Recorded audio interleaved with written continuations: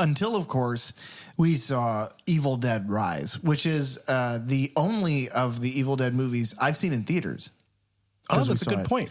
We saw it when it came out. So the rest of them I watched the weeks leading up. And then this one we went and saw actually in theaters. I think we saw it Dolby. Dolby Cinema, if I'm not mistaken. Which made it all the scarier. It's my preferred way of watching films in theaters. Yeah. Evil Dead Rise reminds me a lot of growing up. I grew up in a home, not an apartment, and I grew up in Florida, not California. So far, nothing alike. Yeah, no. My mother did not have a sister. So almost nothing is similar. The only thing is similar between my childhood growing up and Evil Dead Rise is my mother, too, scared the Jesus out of us constantly, terrorized us as a family. Why? Because my mom is a sick, degenerate scum. my mom takes joy and finds comedy in terrorizing her children. She's done it for years. Like in what ways? Every way possible. So I'm going to have to do this away from the mic. But the other day you were walking around the corner into the kitchen and I was standing in the pantry. Yes. And I didn't do anything. I just sat there wide-eyed. And it startled you because there was a person in the food pantry.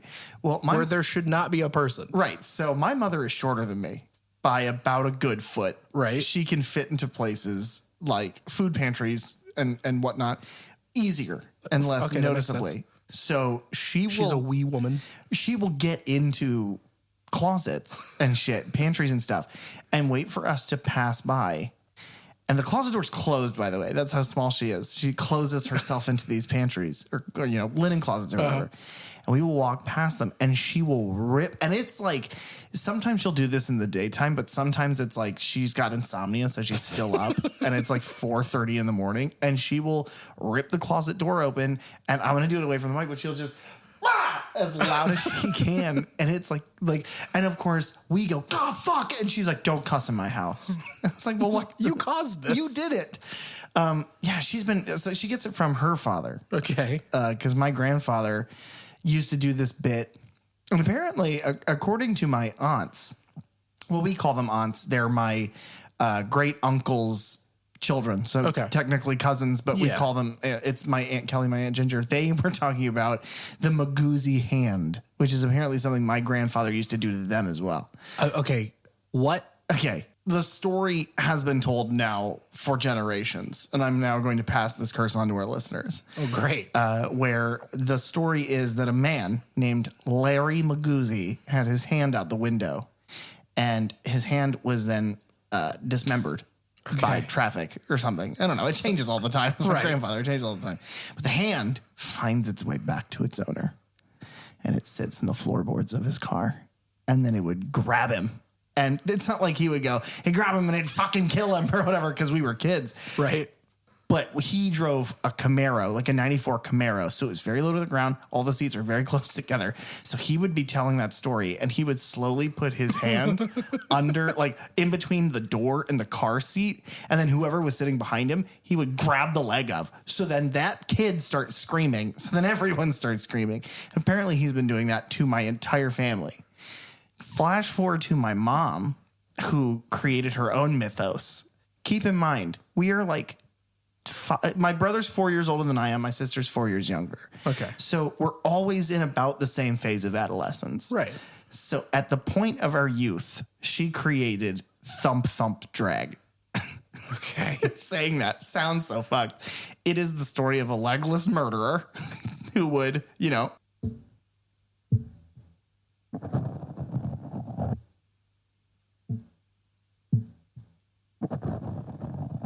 Like on the floor? Yes. Like a psychopath. Or she would do it on the walls. Oh my God. And the whole point was it was a man crawling across our home, like in the lot, like, the landing of the second story. And she's doing that in the middle of the night. And she tells these stories to her friends and she's like, isn't that so funny? Like, okay, boomer. No, it's not funny. You gave us PTSD, which is probably a reason it took me so long to get into any of this shit. I was going to say, That makes a lot of sense, actually. It's also the reason why during the screening of The Evil Dead Rise, I started screaming, "Maguzi hand!" and I dove out the door.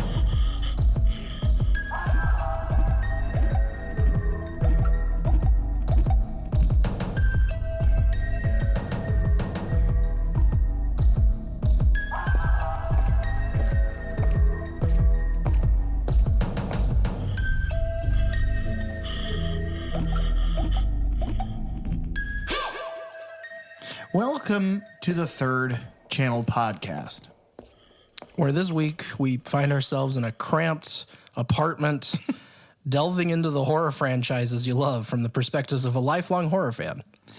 And a possessed by flesh-eating demons newbie to the genre. I'm PJ. And I'm Derek. And today, the only thing we're here to talk about by reading it out of the Book of the Dead is horror. Now, we watched this movie, like I said in the cold open, I think I mentioned that we had seen this in theaters. Mm-hmm. This is now, with as many episodes as we have out, this is the closing another chapter of another franchise with both now Scream and Evil Dead. And, we'll move on. We've already said that we're going to move on to Cabin in the Woods, and then we'll have our next franchise to discuss. All these episodes, we've only seen 2 of these movies in theaters. Yeah, that's true. Scream 6 and Evil Dead Rise. And, a bit of housekeeping. That's kind of, we keep hearing this note of, well, if PJ's the newbie, why does he know so much? Newbie is kind of subjective. It's newbie in the sense of, Derek, you've been watching these movies for as long as you can remember. All my life. Yeah, since that screening of The Lost Boys made you hate cooking TV shows. And that's true. Yeah. And, Carly's watched them for a very long time. My brother's watched them for a very long time.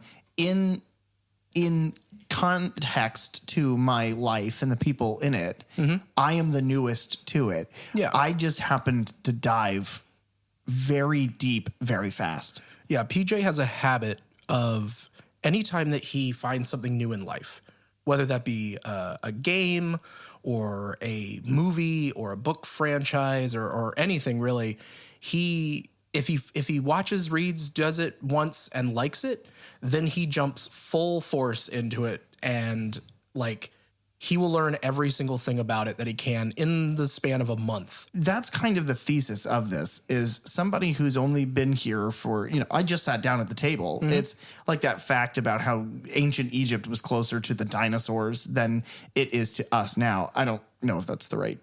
But I know what you mean. Yeah. There's those sorts of facts of we're closer to Cleopatra than we are to the moon landing, or the other way around. I don't know. Yeah. Speaking of me being wrong about things, another piece of housekeeping that I need to do. I have a sister, a younger sister. Her name is Caroline. She actually listens. She unfortunately was here the other night to play games with us after her bridal shower. And as she sat with us, she played our podcast on her phone to embarrass us and would not stop. But in it, she pointed out all of the ways that I've been wrong, at least in the first episode that we did, our episode 0, where we kind of got to know our audience and they got to know us. I have to correct 2 things as part of a wedding gift. We have our own personal fact checker. Yeah, we do. What you're saying. And she's not nice about it. She made fun of me with her fiance, and they told me that growing up, we did not own a lot of Berenstain Bears books. Apparently, we owned maybe 3 or 4. I then went on to describe our family's ownership of the Berenstain Bears books as categorically, which is also incorrect because we didn't have a lot of them. So she corrected me on both of those things, laughing the whole time. Haha, she said. So basically, there's going to start a new segment as Caroline continues to listen to our episodes where she tells me either I have gotten something about my personal life incorrect, or I have used a word because I have that nasty habit of I know what the word means 70%. And because of that 30% that's missing, I've used it out of context. But hey, I didn't take an SAT. I dropped out, which is why I'm here. So I think that's my housekeeping. I don't know if you have anything that you'd like to discuss. Not particularly. I think we're good. I'm glad we could get that out in the open finally. Yeah, I'm a fraud. I feel better. I'm a fraud. Every $10 word that I've ever used is actually 10 cents. Would you like to hear IMDb's summary? For Yeah, Evil Dead I Rise? think that's always a good place to start. Yeah. Evil Dead Rise, a twisted tale of two estranged sisters whose reunion is cut short by the rise of flesh-possessing demons, thrusting them into a primal battle for survival as they face the most nightmarish version of their family imaginable. It's pretty good. Yeah, that one's pretty good. Yeah. And I like how we have moved very quickly away in this series from calling them Deadites. Mm-hmm. You get that one reference to that in the original trilogy, that's what they are called. Right. At the end of Evil Dead 2. They reference it a few times in Army of Darkness. Right. And then the Evil Dead remake doesn't say it at all. And then this one doesn't say it at all, I don't believe. Yeah. But we do get some other great callbacks that I will be sure to point out because they're my favorite things in the movie. Yeah. So Evil Dead Rise, it kind of follows a similar release pattern as Evil Dead did 10 years earlier, because it had its like South by Southwest release March 15th of 2023. And then in April 21st, it had its like theatrical release. So same sort of thing happened with Evil Dead. They, did their little premiere screening at South by Southwest, and then a month later, the release. Yeah. This one is directed by Lee Cronin. It's also written by Lee Cronin. Now, that is a name that you may not know. He hasn't done a whole lot. He did a movie before this called The Hole in the Ground. It's from 2019, and I have not seen it yet. I've heard very good things. Is that based on the Louis Sachar novel? I do not believe so. It's not based on holes. It's not based on holes. There's no character named Yelnats in it. Nope. Okay. I don't believe so. All right. And then he did obviously Evil Dead Rise, and so he's now in pre-production for a new adaptation of The Mummy, which is scheduled to come out in 2026. Okay. Real question. Mm-hmm. Is Tom Cruise in it? No. Okay. This one is produced by Robert Tappert. So Rob Tappert's back. He really is the one I think kind of championed these Evil Dead movies along. Sam Raimi and Bruce Campbell, they were executive producers on this one. So Tappert is the Williamson to Raimi's Craven. Yeah. For Scream versus Evil Dead. It's right-hand man. He's involved with all of them, even after the original might have stepped away, or in Wes Craven's case, unfortunately passed away. Mm-hmm. You've got that person, that writer, that flag bearer kind of pushing the series along, which, in both cases, great because, Evil Dead Rise is as good as Scream 6. So it really helps to have somebody who's been there, for the long haul. Yeah. So Rob Tappert's always there. Raimi and Campbell, they were a little less hands-on with this one, just acting as executive producers, but, they were excited for the project for sure. Cinematography on this one is by Dave Garbett, who along with the editor, Brian Shaw was the editor for Evil Dead 2013 as well. So they had worked together. I mean, not that a cinematographer and an editor necessarily work together, but you know what I mean? They've worked on the same projects before.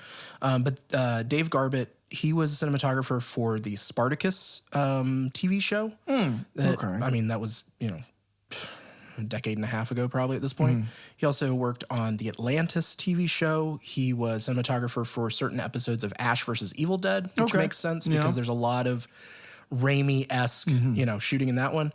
And then most recently, he did work on Sweet Tooth, which is the Netflix adaptation of that comic about the kid with the deer antlers. Did Robert Downey Jr. have something to do with Sweet Tooth? I think he was like a producer. I haven't seen it. I would like to. I've heard very good things. Yeah. Anything that Robert Downey Jr. is attached to, I'll watch. Right. He seems to have a good eye for those sorts of things. Yeah. The editor, Brian Shaw, he also worked on Spartacus and its sequel series, Spartacus Gods of the Arena. He edited Evil Dead, Ash vs. Evil Dead and Evil Dead Rise. The budget for this movie. Oh, God. Hold on. Okay. Budget for Evil Dead Rise. Our budget for Evil Dead was $17 million. That was 10 years prior to this. 17? Yeah. This one will go 25. It's surprisingly, this one, I don't have an exact number for it. It's 15 to 19 million. So it sits right around the same amount that Evil Dead, You tricked me. You said it was a decade ago. You set me up. I did. But then what it brought home is leaps and bounds more. It even made more money than Evil Dead did, and that made quite the bank there. But this made $147 million on 15 to 19 million budget. Yeah, Jesus which is Christ. Crazy. I'm surprised we haven't gotten the announcement for the next one. We have. Oh, have we? Okay, yes, good. I will go into more of that toward the end. But yes, we actually have, spoilers to the end of the episode, we have 2 different Evil Dead movies, at least, being worked on right now. God damn it. This is so frustrating because we keep closing the book on these franchises with like an asterisk of like, and that's the last Scream movie until Scream 7 comes out, and then we'll throw that episode in. And this one, apparently, that's twice. Oh, God. How many more Child's Play movies are they going to make? Well, now that the show is canceled, Yeah. I mean, I'm sure he's going to always come back. He always comes back, just like Springtrap, except it's Chucky. So kind of like what we talked about toward the end of last episode, talking about Evil Dead 2013 is it made a lot of money. So thoughts were that it was going to get a sequel pretty soon after that. And so they talked about doing a sequel for that, but it also brought a lot of attention back to just the franchise as a whole. So they also talked about doing a sequel to Army of Darkness. Oh, God. Like literally Army of Darkness 2 was what it was titled for a long, long time. Yeah. And then that kind of fell apart. A new Evil Dead didn't materialize either. The hope was to make those 2 sequels and then a crossover event movie between the 2. None of that happened. And so that ultimately led to Ash vs. Evil Dead, which is a series that ran on Starz for 3 years. It had 3 seasons. Which is crazy that it had that much success that it could go on for 3 seasons. Yeah. But it's a hell of a show, man. Yeah. You have the whole thing on Blu-ray. Yeah. Yeah. I have it on Blu-ray. I have it digitally. And it may be streaming out there right now. So anybody who's interested, like we said, we're not really going to cover that in this, but I highly suggest if you want to see more, Ash William antics and him killing Deadites, all the more reason to watch Ash vs. Evil Dead. Or if you Cash App at PJ the Mummy, if you Cash App me $20 and an address in the comments, I'll mail you Derek's collection, his Blu-ray collection. Wait, what? And you can watch the show that way, but you have to promise to send it back. That's the deal. You have to promise to send it back. Scout's honor. It's an honor system. It's an honors. It's like a lending library, but it's my stuff. Yeah. I did that the similar thing with your really big bulk Harry Potter collector's edition. Oh my God, that cost me $500. Oh, well, I haven't seen it's been gone for a long time, so obviously you don't really care about it. Oh God. Yeah, you're right. As Bruce Campbell had also, after the show ended, he kind of retired from the role of Ash, is what he's claiming at least. Now, never say never. And then in October of 2019, Raimi announced at New York Comic Con that a new Evil Dead film was in development. Robert Tappert said to produce, all that good stuff that I already mentioned. It was going to be under the Ghost House Pictures banner, just like the last one. And then in June 2020, he revealed that Lee Cronin was handpicked to write and direct the film. It was then, at the time, it was titled Evil Dead Now. And the reason that Cronin was picked is that he and Raimi had collaborated on a horror streaming series called 50 States of Fright. Okay. I want to say that was on Quibi. So, oh God, do you remember Quibi? I remember Quibi. Yeah, it was I just remember that at the peak of Game of Thrones' popularity, like it is the thing on earth. Sophie Turner, who plays Sansa in that show, was doing ads for Quibi. And so I thought, and I said out loud, I was like, well, this has got to be a big deal. And that's how they got it. And that did not work at all. I've never seen something like that. No, it was I don't have the information to go on anything about Quibi. It was just a short-lived streaming service, but it was like supposed to be like short form, like but professionally created. I don't know. It was so confusing. And I think it was all shot vertically, so it would fit on your phone. Very bizarre. So how do we then pitch our own horror-based short form series called Tibby, and we sell it to Tubi, who is our sponsor? Hashtag Tibby, Tibby, Tibby for Tubi. No, Tibi, Tibby. Yeah. Yeah, Tibby for Tubi. Hashtag. That's good. Blow us up, guys. Get us that sponsorship. I'm glad you spelled it. All four of you. Get us that sponsorship. Then in May of 2021, New Line Cinema was picked they picked up the film to distribute, and which is funny because that is who distributed the original Evil Dead. So kind of came home for that. And initially it was going to just be an HBO Max release because it was like still right during that period. Yeah. And they did a test screening. And then I think the South by Southwest, they were like, nope, we're going to put this thing theatrically and have a big release for it. And that's when it was retitled Evil Dead Rise. Before we walk too far away from the title, I do want to say I do really like Evil Dead Rise. Yeah, same. If you have to start to kind of fracture away from just Evil Dead, because obviously the Evil Dead 2, Army of Darkness is fucking whatever, but then you've got Evil Dead, and at this point it's like, well, we've run out of ways to kind of change it. I like that Evil Dead and then whatever subtitle. Yeah. Evil Dead. Well, it's not really even a subtitle, but an extra word, and if it has something to do with that, because it's like Evil Dead Rise is it's taking place in like a high rise. Right. That's what I assumed. And then you've got you could do anything. Evil Dead Damned, Evil Dead, Evil Dead Penance, all these cool fucking words and just throw them in there. Really metal stuff. Hell yeah. Evil Dead Metallica. And that's really cool. Principal photography began. This whole movie was shot in New Zealand. Okay. And that started in June of 2021. Like I said, Dave Garbett was the cinematographer, and he was working with production designer Nick Bassett, who also, I believe, worked on Ash vs. Evil Dead. So again, they're keeping it all in the family here for people who have worked with Raimi and Evil Dead stuff before. But all of the interiors completely built on sets, not an actual apartment, but that allows them to, move walls around if they need to get shots that they need. It also doesn't look like a real apartment. No. It looks like the line for the Tower of Terror. It's like everything is bizarre and dated. And I know it's supposed to be like a condemned apartment, but they really, but that kind of, and we'll get obviously more into this, but the surrealism of the way the apartment is set up and the way it looks and the things in it just add to that sort of cobwebby, claustrophobic, there isn't, I don't know if you're like me, but if I go into a stranger's house or, I go, it's especially with a place that's kind of mechanic-y, like a car, a car mechanic shop or whatever. I look for a clean place to sit because I wash my hands after I touch everything that I touch when I'm cooking. I just get grossed out very quick about stuff on my hands and on me because, I can't handle the world around me and I need to live in a bubble. But as a result of that, I look for, if I go to someone's house, I need the cleanest place to sit. So if they have a cat, I'm fucked because it's there's nowhere. There's cat hair on everything. Yeah. And so that adds to that level of if I'm in that house, I'm disgusted. I don't want to sit on any of the furniture. I don't want to breathe the air. It looks kind of dated and musty. No one has lived there for years. Right. And then all of a sudden the movie's taking place there.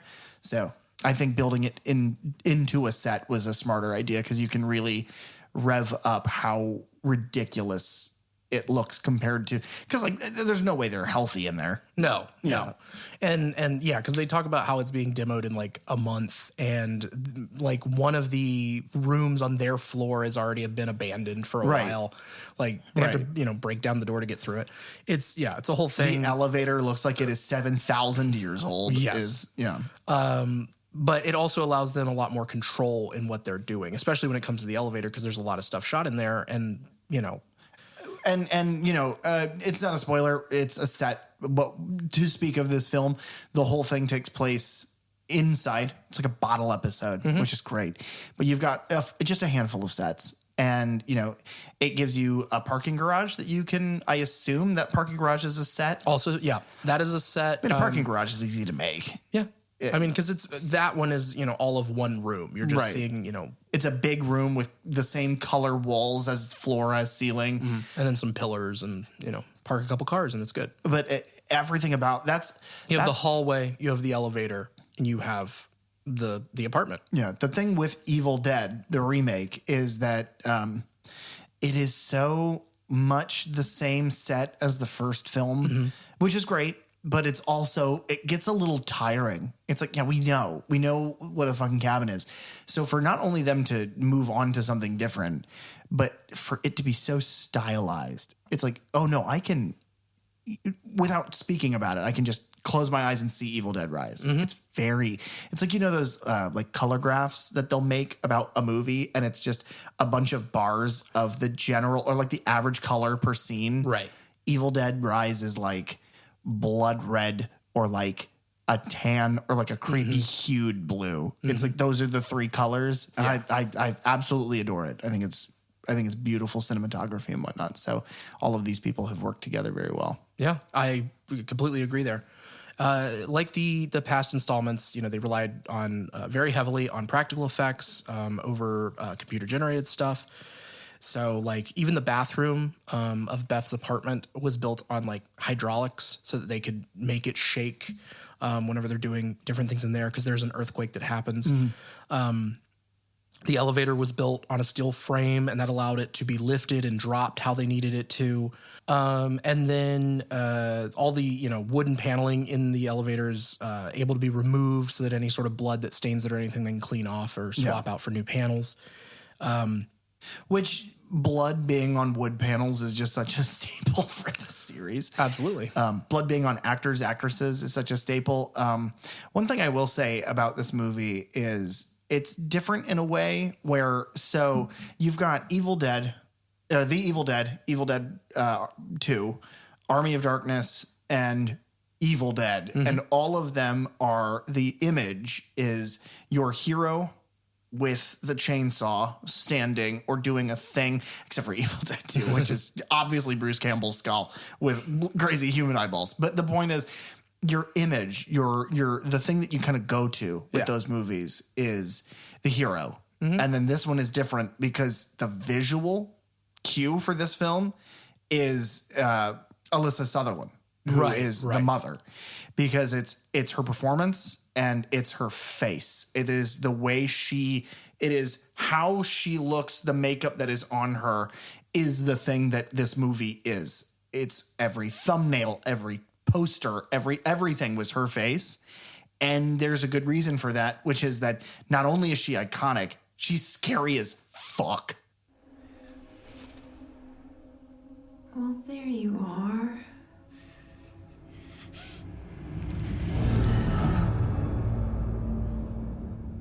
Hey there, cutie pie. You don't look so good, Mom. Nothing a big ol' hug and kiss from you won't fix. Open up now, like a good girl.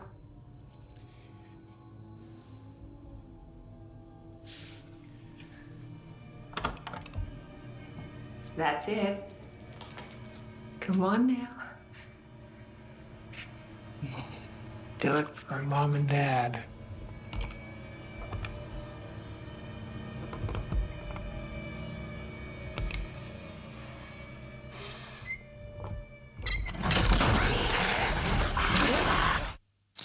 Unfortunately, it didn't seem like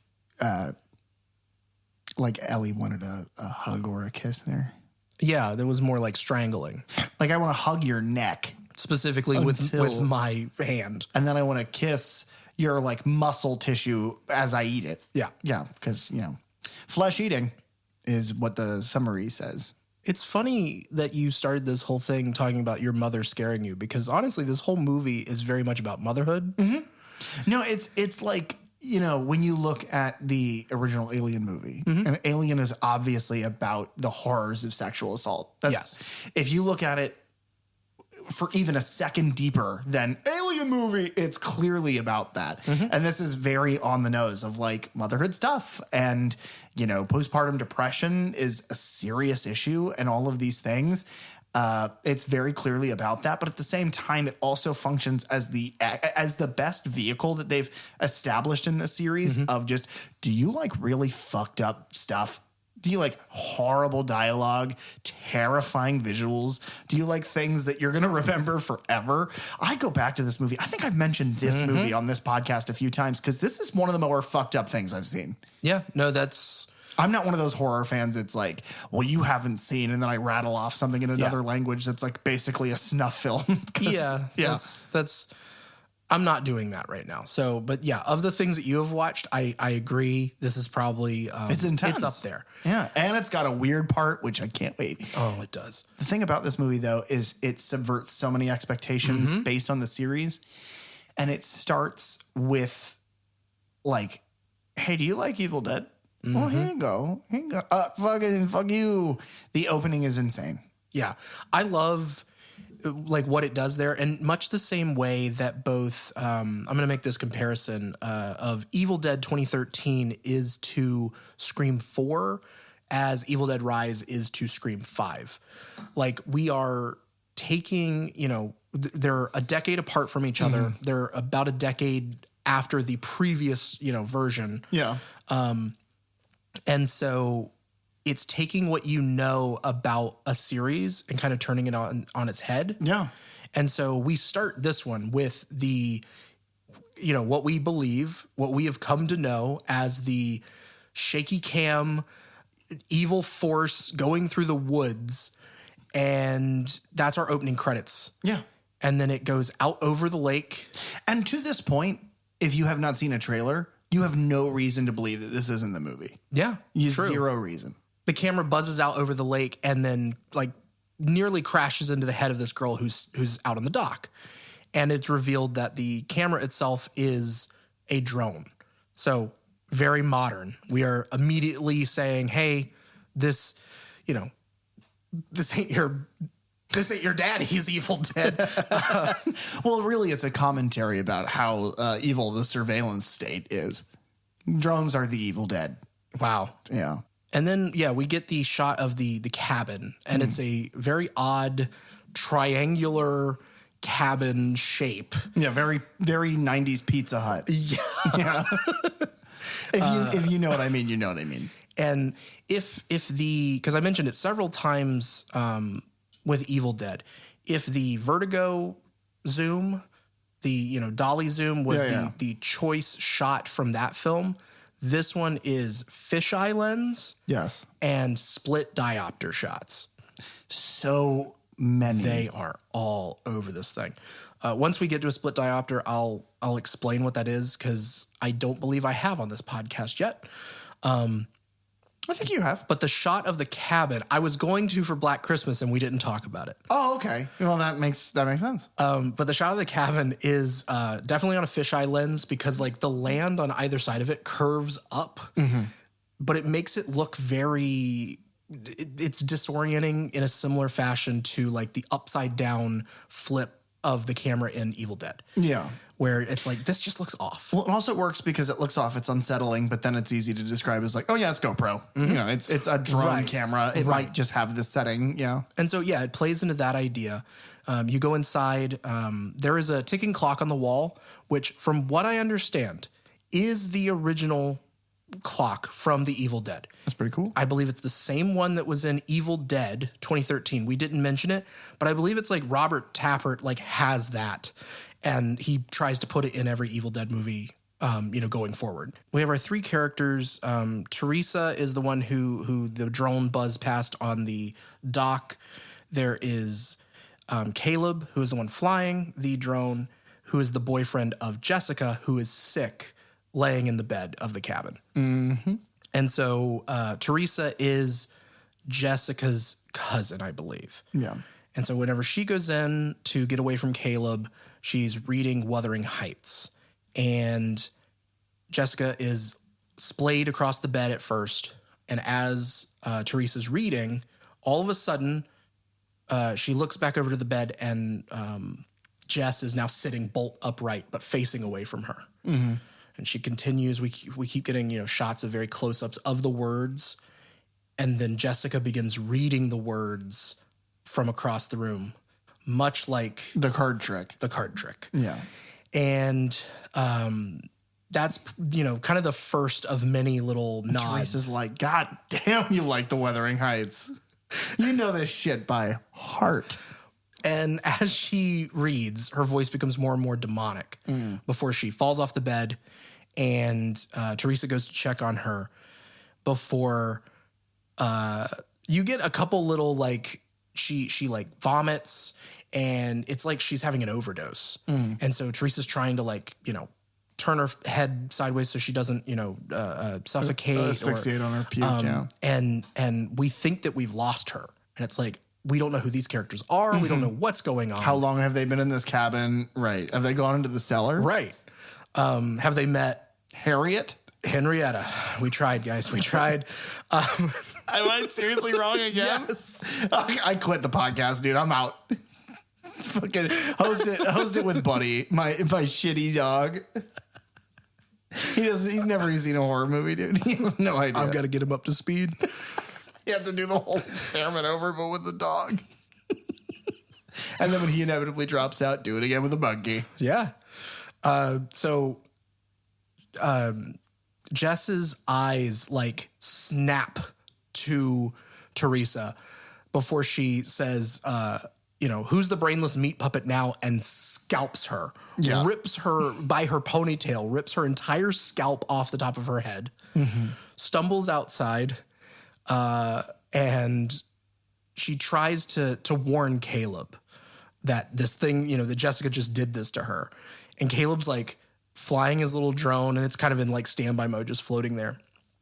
And then Jessica comes out and grabs his drone out of the air, stabbing herself in the face with the propellers, which sends her soaring out into the water. Caleb, I guess, trying to rescue his girlfriend, dives in after her, where he is drugged underwater, and then his head is promptly torn off and thrown back at Teresa on the dock. And then Jessica rises out of the water. And as she does, you get up into the horizon with the tree line. You get the greatest title sequence possibly ever, where the words Evil Dead Rise in giant letters rise up behind the tree line. And then we go into our actual movie. What I will say is that, unfortunately, with this intro, because it's a very good intro and it subverts your expectations, it flips the entire movie series on its head, does a very good job at being effectively scary and disorientating, and it's really good. The one thing I will say is that it also shows that the original Evil Dead could have been 5 minutes. If they didn't spend so much time whacking Ash Williams by the fireplace with fire pokers and just killed people, it would have been over way faster. Yeah. Which we get a 1 day earlier little, title. Yeah. And for the record, we have zero reason, kind of a wink spoiler, we have zero reason to think that as we move into the next series, we have zero reason to think that those things are connected. Right. None. Right. It is just a thing that happened, and it's okay. It is the thing of, I think in the theater watching it happen, and it's Evil Dead Rise, and then it cuts and it's not them. I was just like, what the fuck is happening? It's a bold choice to go that route. We do get a payoff for it, though, which is amazing. We do. But here we cut to... We're in like a rock club. Yeah. And we meet who we do not think is our main character. We think I thought it was a secondary character, which is Beth, the sister of the mother whom we have spent time talking about, who I will constantly refer back to because she is the stellar performance in this movie. Her name is Alyssa Sutherland, and she is amazing. And I got to meet her at a horror convention. Really? Yes. Spooky Empire's Mayhem. They do like a Halloween kind of horror convention in the middle of May. Unfortunately, I don't think I left a very good impression on her because at the time that I didn't know this, I was 6 months out of my first surgery I'd ever had. I had back surgery. I've had back surgery now twice in my life. Don't throw your back out, folks. But I didn't know at the time I also had a kidney stone. So I was like blood red. I was so upset and hurt, and I didn't know that I had a kidney stone. And it was for those of you out there who know about kidney stones, it was 8 millimeters. So it was really bad. And so I'm speaking to this person who is nothing but kind. And I'm just like, yep, thanks. And I wasn't even getting a signature. I took a selfie with my phone and I was like, you were great in this movie.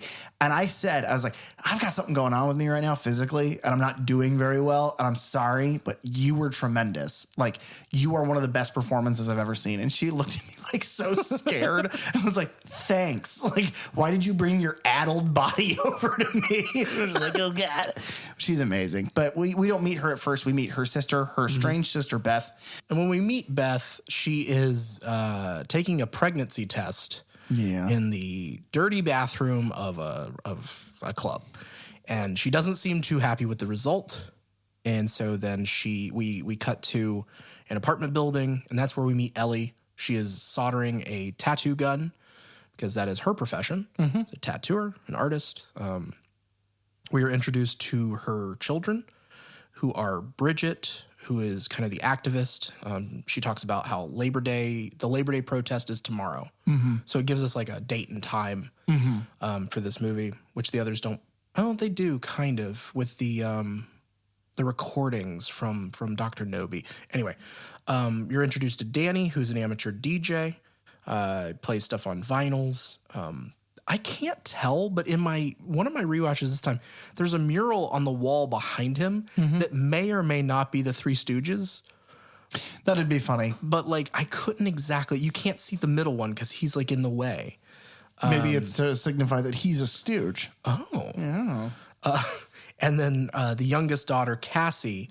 And the first thing we see of her is that she's cutting the head off of one of her baby dolls. Yeah. Using these, big pair of scissors that whenever Ellie then asks, like, hey, do you have my good scissors? She's like, nope, and slides them under the couch. Yeah. And, very much those are, well, it's a setup for later. It's a thing that these movies seem to be so good at, which is, hey, did you notice this thing? Don't worry. It'll pay off. The tattoo gun. Yeah. The vinyl. The scissors. And the staffany that Cassie makes, because she takes that little, decapitated doll head and puts it on the top of like a broom handle, and takes like glow sticks and stuff and puts it around it because she's trying to she tells a ghost story at some point about like an old man who is you got to scare him before he scares you. I don't know. It's the whole thing. It's like a cramped apartment, even though it has it's got to have 3 bedrooms. It's like a movie rule where if you look at, I think we've talked about this before. If not on the podcast, we've definitely talked about it in person where like a good example is the movie Cobweb, where their house is the kind of central important set piece where everything is happening. So to make sure everything can happen while the camera can still move, the house is impossibly big. Like it is a Doctor Who mansion. It doesn't make a lick shit of sense that it would be that big on the inside. And so we kind of have the same thing here where it's described as like a crappy, shitty apartment and it's fucking humongous. Yeah. But it feels very lived in. It feels very real. It's the amount of set dressing that they do, the amount of pieces of newspaper or a thing, like a key kind of tossed onto a counter or whatever. Yeah. There's a part where Ellie and Beth are talking to each other and one of them is standing in a doorway and you see the kids' heights from different years scratched into the doorway. Well, it's also there's, you have the different floor textures, you have what looks to be vinyl in the kitchen and then there's carpet in certain places and there's wood in certain places, but they all have scuffs and dings and the set was dressed very lived in. For a family, it's very good. You get an introduction of some of the neighbors on this floor of this building and Bridget, she answers the door at some point to, one of the neighbor kids and his little brother, it looks like. And he's asking her if she wants to go and watch, we're watching all the Freddy movies in a row. Right. And the little kid is like, even the shitty ones. And the brother is just like, there are no shitty ones. And I love that little, just a horror fan. You love the good, the bad, and the ugly. It doesn't matter. What I will say is there are shitty ones. There are. Oh, yes, there are. And so Beth shows up and knocks on the door. Ellie's trying to get someone else to answer it, but nobody does. So she goes out. She's coloring her hair. And whenever she goes out, there's nobody there.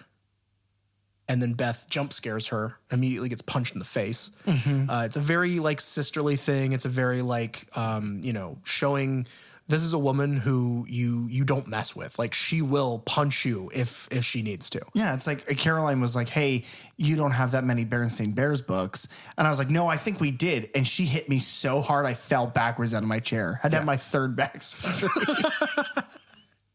Well deserved. Yeah. Beth explains that the downstairs buzzer is busted, and that's where we reveal that the building is supposed to be demoed in a month. It used to be a bank is another explanation that we get, which then we get a little, we get to see into a vault in a bit. They have a family dinner, and, Beth is very much the cool aunt. She's bringing gifts from the road for everybody in the family. And mom seems pretty fucking she's playing nice, but it's resentful. I don't like the fact that my children like you. I don't like your lifestyle. I think that you are irresponsible and I don't want them looking up to you. Yeah. She belittles her by calling her a groupie, which Cassie doesn't know what she wants to know what the word groupie means. And it's like, oh yeah, that's the insult your mom's always used for me. But but that's also where Beth tries to, she's like, oh, I got this for your dad. And that's when we learn that, oh, Jay, their father, is not in the picture anymore.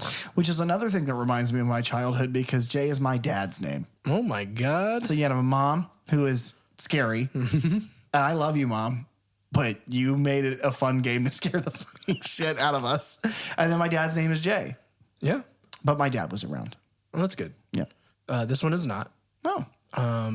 Again, we're reiterating this is a very mother-centric story. Yes. And so Ellie sends the kids away to go get pizza in order to have this conversation that she's obviously been needing to have with her sister Beth. And we get the reveal that this is something that happened a little while ago. The father, the husband leaving. And Beth is, of course, like, well, why didn't you reach out to me? Why didn't you call me? Even if I'm on the road, I would have, if I know that you need me, I would have come home. I would have dropped everything and hopped on a plane. And Ellie's like, I did. I called you twice. And you never picked up. You never listened to my message. You never came. And it's, I think, a very real thing. Yeah. A very real situation between, family members, friends. Well, I'll give you an example. I have a brother. And we've talked about him on this podcast. He listened to a clip of our podcast and he told me he was very appreciative. I can't remember what episode, but I talk about how gifted. I think it's the first Evil Dead episode where I'm kind of complaining about the makeup. Yeah. I talked about how good Calvin is with SFX makeup, and he listened. I played that for him, and he was like, "That's very sweet of you. I appreciate that." Well, I'm gonna go and I'm gonna make I'm gonna kind of shit on him a little bit. Calvin is, and he's gotten better. But not great. He is terrible at answering the phone. It's like if I'm in jail and I have the one phone call, I'm calling anyone else. Like I'll call an 800 number just to leave a message that maybe they'll relate to my mom because he is so bad at picking up the phone. And so yeah, that is a very sibling thing. Calvin, good at special effects makeup, bad at phones. When the kids come back, they are in the parking garage. They are bringing home pizza. The pizza place, I don't know if you caught this, there's an old woman on the pizza box because the pizza place's name is Henrietta's. Harriet's? No. It's right there on the box. Damn it.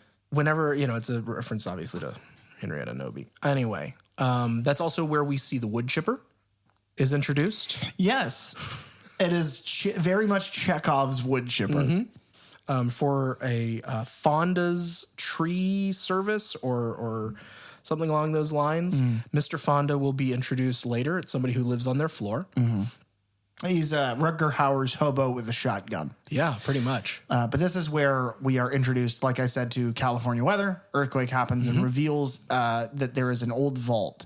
So the kids go down into it. Danny goes down there. As kids do. and first finds like a lockbox. Yeah. And it's got a bunch of documents in it and letters and an old picture of these three priests holding a strange looking book and standing in front of a strange looking cabin. Which starts anybody in the theater who is played by Jada Pinkett Smith screaming, put that fucking book down. don't touch it. Because they find the book. And then they find a bunch of, and this is cool because they find a bunch of vinyls, like old vinyl records. And they're just labeled like with a date and like 1, 2, 3 on them. There's no other markings. So of course, like kids do, Danny picks all that shit up. He's a DJ. He needs those vinyls. And he's like, man, I'm going to mix the coolest sounding shit to this ever. And then so they bring those things and the pizza upstairs, which is another cool thing. The movie's so good at taking what we know and just giving it a twist. It's, oh yeah, it's the book and the book is still there. But before it was like a tape cassette, but now it's even older, which you would expect it to be modernized. Right. But no, it's older but it's, so now the way that the words get read, the way that the evil is introduced into this movie is through DJ equipment. Right. But it pays itself off. It's deserved. Yeah. And it's not in a cabin. It's not in the woods. It's in a populated area. At one point, they are trying to get help and they're like screaming down to somebody on the street because they're in the middle of fucking LA. And It's still just as isolated as if you were in the woods. It's everything about it is the same, but it's all different. And it's such a good way to have made this movie because you have two options. You do everything different or you do it all the same.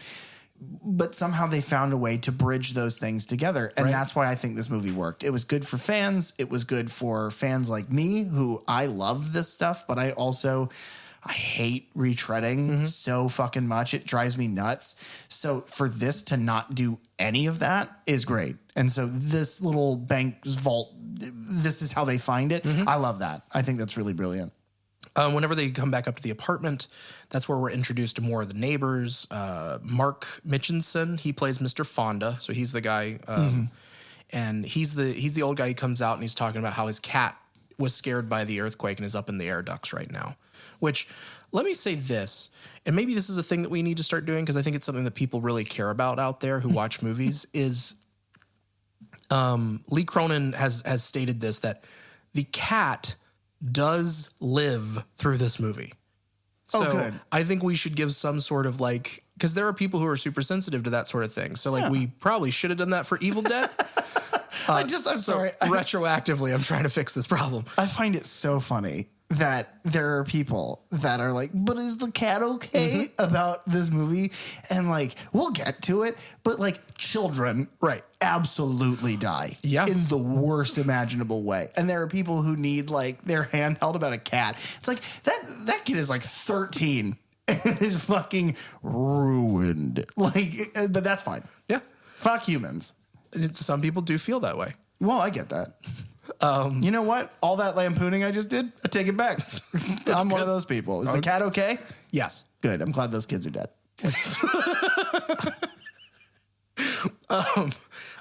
Mark Mitchinson, the actor who plays Mr. Fonda, he also appeared in Ash vs. Evil Dead. He played Crosby, which is a leader of a militia that Ash and his crew crosses paths with at some point. So much like the older woman at the beginning of Evil Dead, using those actors again later. That's when we reveal the book. The book doesn't seem like patchwork skin on this one, but definitely is like, seems to be a living thing. Can I be honest? It's worse in this one. The patchwork is cartoonish. It's like that wouldn't really make sense. When it has, exactly. But this is like, It has veins. It's like they took a piece big enough to bind a book and then cut it to the binding versus, and there's like an ear stitch to it or whatever. It's like, that's cartoonish. This is how you would bind a book in human skin. That's fucking disgusting. Is the book okay? Does the book live through this? The book, that's a good question. I think so. The cat picks up the book. Yeah, they lived happily ever after. Kind of. We've made this comment twice now, talking about Evil Dead 2 and Army of Darkness, making the reference to, in Harry Potter, the Monstrous Book of Monsters. Thank you. Yeah. And this is a book that literally has teeth. Yeah. Holding it together, like holding it shut. Yeah. Danny tries to pry those teeth open, pricks his finger, and this is where I got it mixed up because I thought that the blood soaked into the page for Evil Dead with Eric, but no, it's here. Danny pricks his finger, bleeds on the cover, and it soaks into the skin of this book. Which again, that should have been it. Yeah. That should have been, you know what? I'm tossing this stuff out the window. And then he tosses it out the fucking window. And I mean, Bridget tries to get him to. She is witnessing him, try and open this book. It finally opens.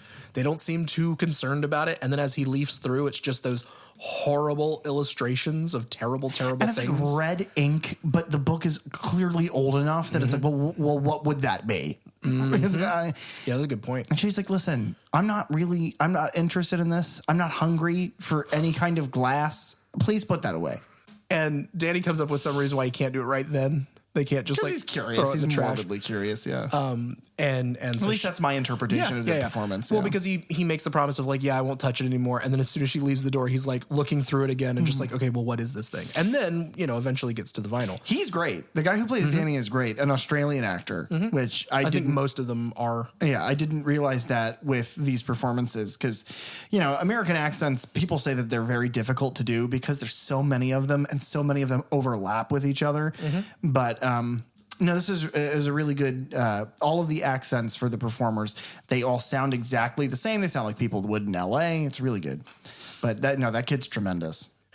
Danny plays the first record, and at first, like, he just puts it on the turntable, turns it on, and it doesn't seem to play anything. So he eventually starts using his finger to kind of change the speed of it and finds the right speed to do that, and they start playing through the speakers, and that's when we get... And that in Dolby, if you guys have access to a decent sound system, really watch this movie in a sound system with good surround sound because this sequence is fucking nuts with a good surround sound. It's terrifying. Yeah. Anytime they go back to the record, the way that they kind of play with that. And because it's DJ equipment, it's like he has to manually spin the record. So it's a lot of like... And it's so good. I like that. I like that it also kind of plays with that idea of like the satanic panic of like, if you play a record backwards, it has hidden messages, that sort of thing. Well, what's funny is if you play, because these records kind of describe the Book of the Dead and like what happened to the priest, but if you play these backwards, Lucy in the Sky with Diamonds. Wow. Or actually, I think it's Strawberry Fields. It doesn't fucking matter. It's a Beatles record. This is where we get the most important cameo of the movie. This is a fact that I had to look up earlier. You did know today. this. Yeah, I did. And it's because in my last watch through, which was today, and I only watched the first quarter of the movie because we had watched it the other night, but I had picked up at like the second quarter mark. Yeah. But it's Bruce Campbell's voice. And he says, destroy it. It's called the Book of the Dead for a reason, which is great.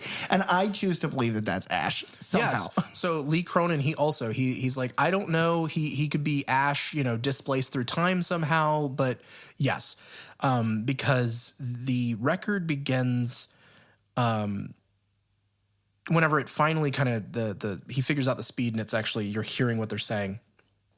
It is a priest who it's dated January 24th of 1923 is whenever I guess this, was recorded.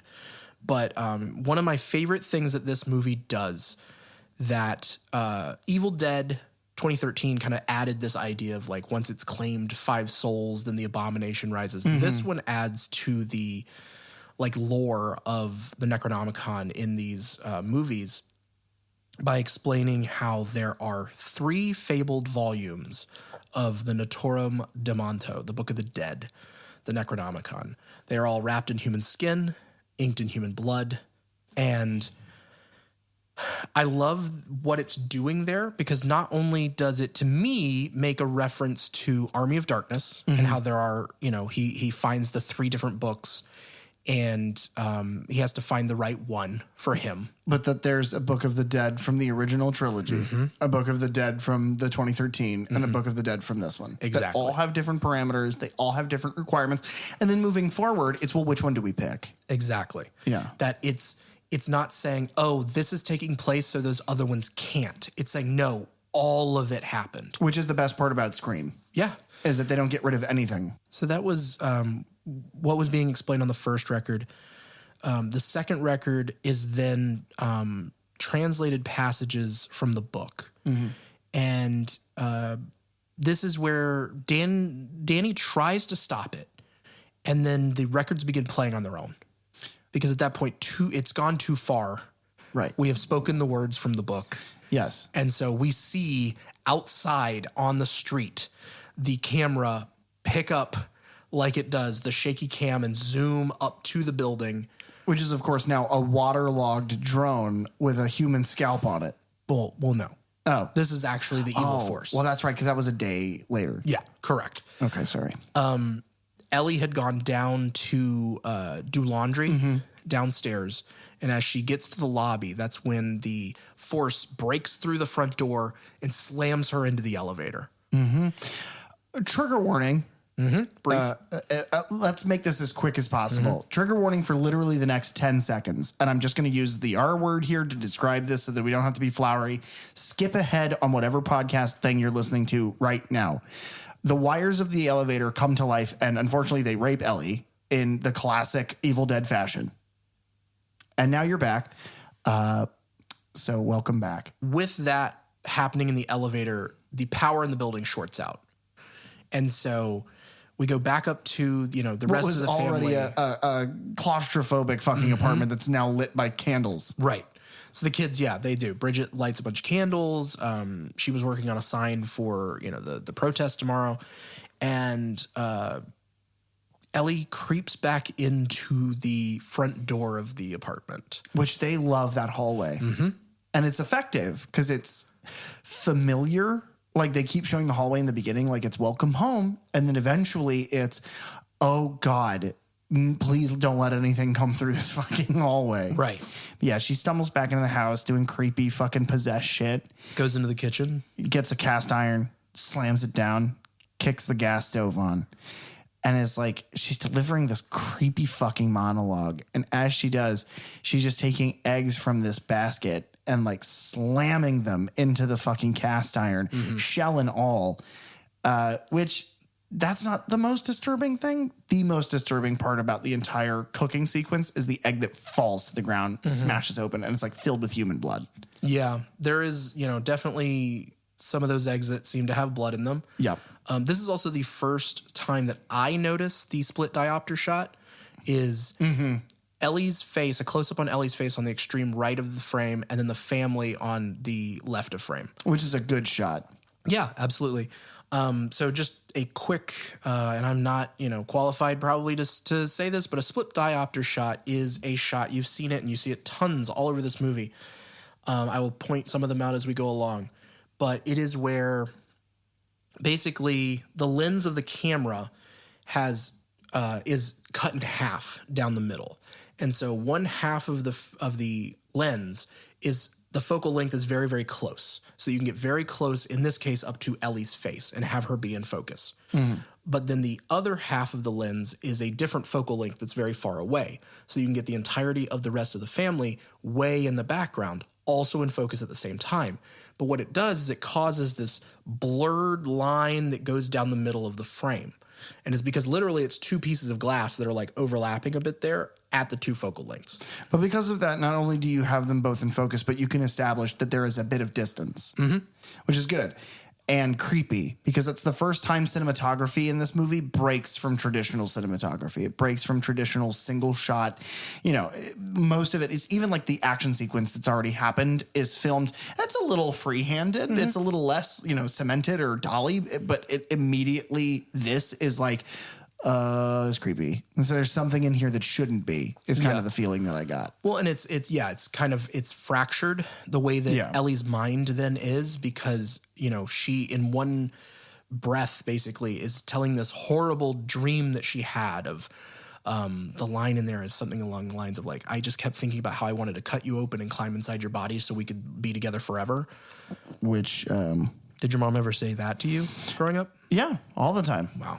But then in the same breath, turns it around and it's like almost snaps out of it for a second and like begs Beth of like, don't let them take my babies. Yeah. And that is horrifying. That like somehow she's still kind of in there. Because we've seen Deadites do the game where it switches back and forth. But they've never bargained for anything before, and this feels desperate. It's Right. like a level of desperation. But She like vomits all over the floor and then passes out in that. specifically, she vomits like a white milky Yes. substance, which is another callback to the original Deadites. That's true. She then presumably dies. Right. They try and now I want to point this out because they try and get her help. So they're rushing her down the hallway, but they can't use the elevator because it's all screwed up. So they go to use the stairs, which have also been destroyed, presumably by the earthquake. Now, those to me are representative. The elevator is like the woods. Yeah. Like it's there, it's available. We might be able to use it, but it's very dangerous. Stairs are a safer bet, but like the bridge, it's out of Exactly. commission. Yeah. Yes, it has been destroyed. So she does appear to die. They take her back to the to her bed, lay her there. The neighbors are there helping, and one of the neighbors asks to pray for her. And it's like, well, she wasn't religious in any way, but let's. He says, what is the harm for a couple of words or something like that? Yeah. And so she's like, fine. Beth agrees. And this is clearly like these are people who have lived in this building together for a long time. They've gotten to know each other. There was a couple moments before this where like they've talked about, different things in the hallway and things. So it's like, okay, even in this brief amount of time, I can tell you guys know each other. You're familiar. You are friendly with each other and you care about each other. The people who, you kind of hold together the people who are in this building. They're trying to figure out how to get out. And they mention that there's an old fire escape ladder, but it's through Unit 82, which we mentioned before is abandoned. It hasn't had anybody in it for a while, so it's locked up. Which is very Silent Hill. It's you need to get to this place. Oh, but this is an old abandoned, apartment building and you can't get into this room because it's locked. So you have to solve a puzzle to get, it's very, I don't hate video game-ishness in these movies because it functions with a goal oriented plot in mind, which I think is an easy way to build tension. Because it's very much, yes, using the word goal is probably the best. It's you setting a have to goal do and then- this thing, which in this is you have to escape, but you cannot because of weather and because of the next thing that happens, which like the beginning of this movie, the Ellie is then bolt upright in bed, which is creepy as fuck. Yeah. It's so unnerving. The physical acting and mixed with, I'm sure, a good edit is it's really creepy. They're like, oh my God, she's alive and is on fire. They're like, she's burning up. So they take her back to the bathroom. They throw her into an ice bath or into the bathtub with as cold a water as they can make. Bridget goes to get ice to dump in there. And before she can even get back, Ellie in the tub, like obviously now completely possessed, jumps and like Spider-Man latches onto the roof or the ceiling and then screams. And then the water underneath her fucking roils. And it's so weird. Yeah, that's happening. The glass of the mirror shatters in the room. They're almost all like knocked down, just I think from shock of this scream. And if you've seen the trailer, even if you haven't seen the movie at this point, that shot is in the trailer. Yeah. But then so it begins. So it's very much like because then she after the scream she collapses into the tub. It's very much like the Mia scream. You're all gonna die tonight. Collapse. From Evil Dead. And then we get the other like big quote from this movie from the trailer where she, very creepily hands come up over the side of the tub and she pulls her face up and over and she's completely possessed, deadited. Our word that we've coined in this series. And she says the line, mommy's with the maggots now. Yeah. And it's the delivery of it. They do, like she's delivering the line, but they're overdubbing her a bit. They're warping her sound a bit to where she sounds more demonic. Yeah. Very effective. It's effective, but if you spend even a second thinking about it, it makes no sense. Because her body is right there. Right there. It's not like you get possessed and you slough a whole other body off that immediately starts to get eaten by... Like, that's ridiculous. Who wrote this movie? Lee Cronin. We need to have Lee Cronin on this podcast so we can ask 2 questions. 1, how dare you? And 2, why does your last name sound so much like fucking Cronenberg? Well, he's from the family. He just, he wanted to be his own person, so whatever. He got rid of. We need to have him. We have some hard hitting. Anyway, it's a really good line. It's delivered very well. Her performance is so goddamn good the entire movie. But then so begins the sort of Katamari ball of her running around and collecting things being thrown or stabbed into her. Yeah. She grabs one of the shards of glass from the mirror. Yes. And you see Bridget's reflection in it, which I think remember, Bridget was not hungry for any glass. She's not hungry for it. The glass does end up in Beth's hand. Yeah. She goes to defend herself from it and gets stabbed with the hand, like Scream 5 with Jenna Ortega's character, Tara, being stabbed in the hand by Ghostface. And I immediately was like, we reviewed that. We watched this and I was like, what the fuck is up with us? And watching these movies in theaters where female protagonists get stabbed in the hand. And then I realized something. It's because of our love of Christ and him being stabbed in his hands with nails. That's going to get cut for sure. Or it won't. Ellie then tackles Bridget. Yes. And we get a return of the tattoo gun. Yes. Where she tattoos her. Okay, hold on. The Deadite possessing the mother tattoos that body's daughter with its own blood. Yeah. It's like, I didn't pick up because I don't have any tattoos. Yeah. So I didn't pick up until the other day of like exactly what's going on in that scene. Yeah. I just thought whenever she goes across Bridget's cheek, it's just like, oh, she's just burrowing in, just making a cut there. But it's like, no, she's tattooing her with her blood. So if you've never gotten a tattoo like Derek, and to Derek now I will explain briefly. When you get a tattoo, the artist with the gun will take the tattoo gun and there is a cup, usually a small sort of medicine cup filled with an ink that they will, once dry, dip the gun's needles and run it a few times into the ink before they begin to tattoo you again.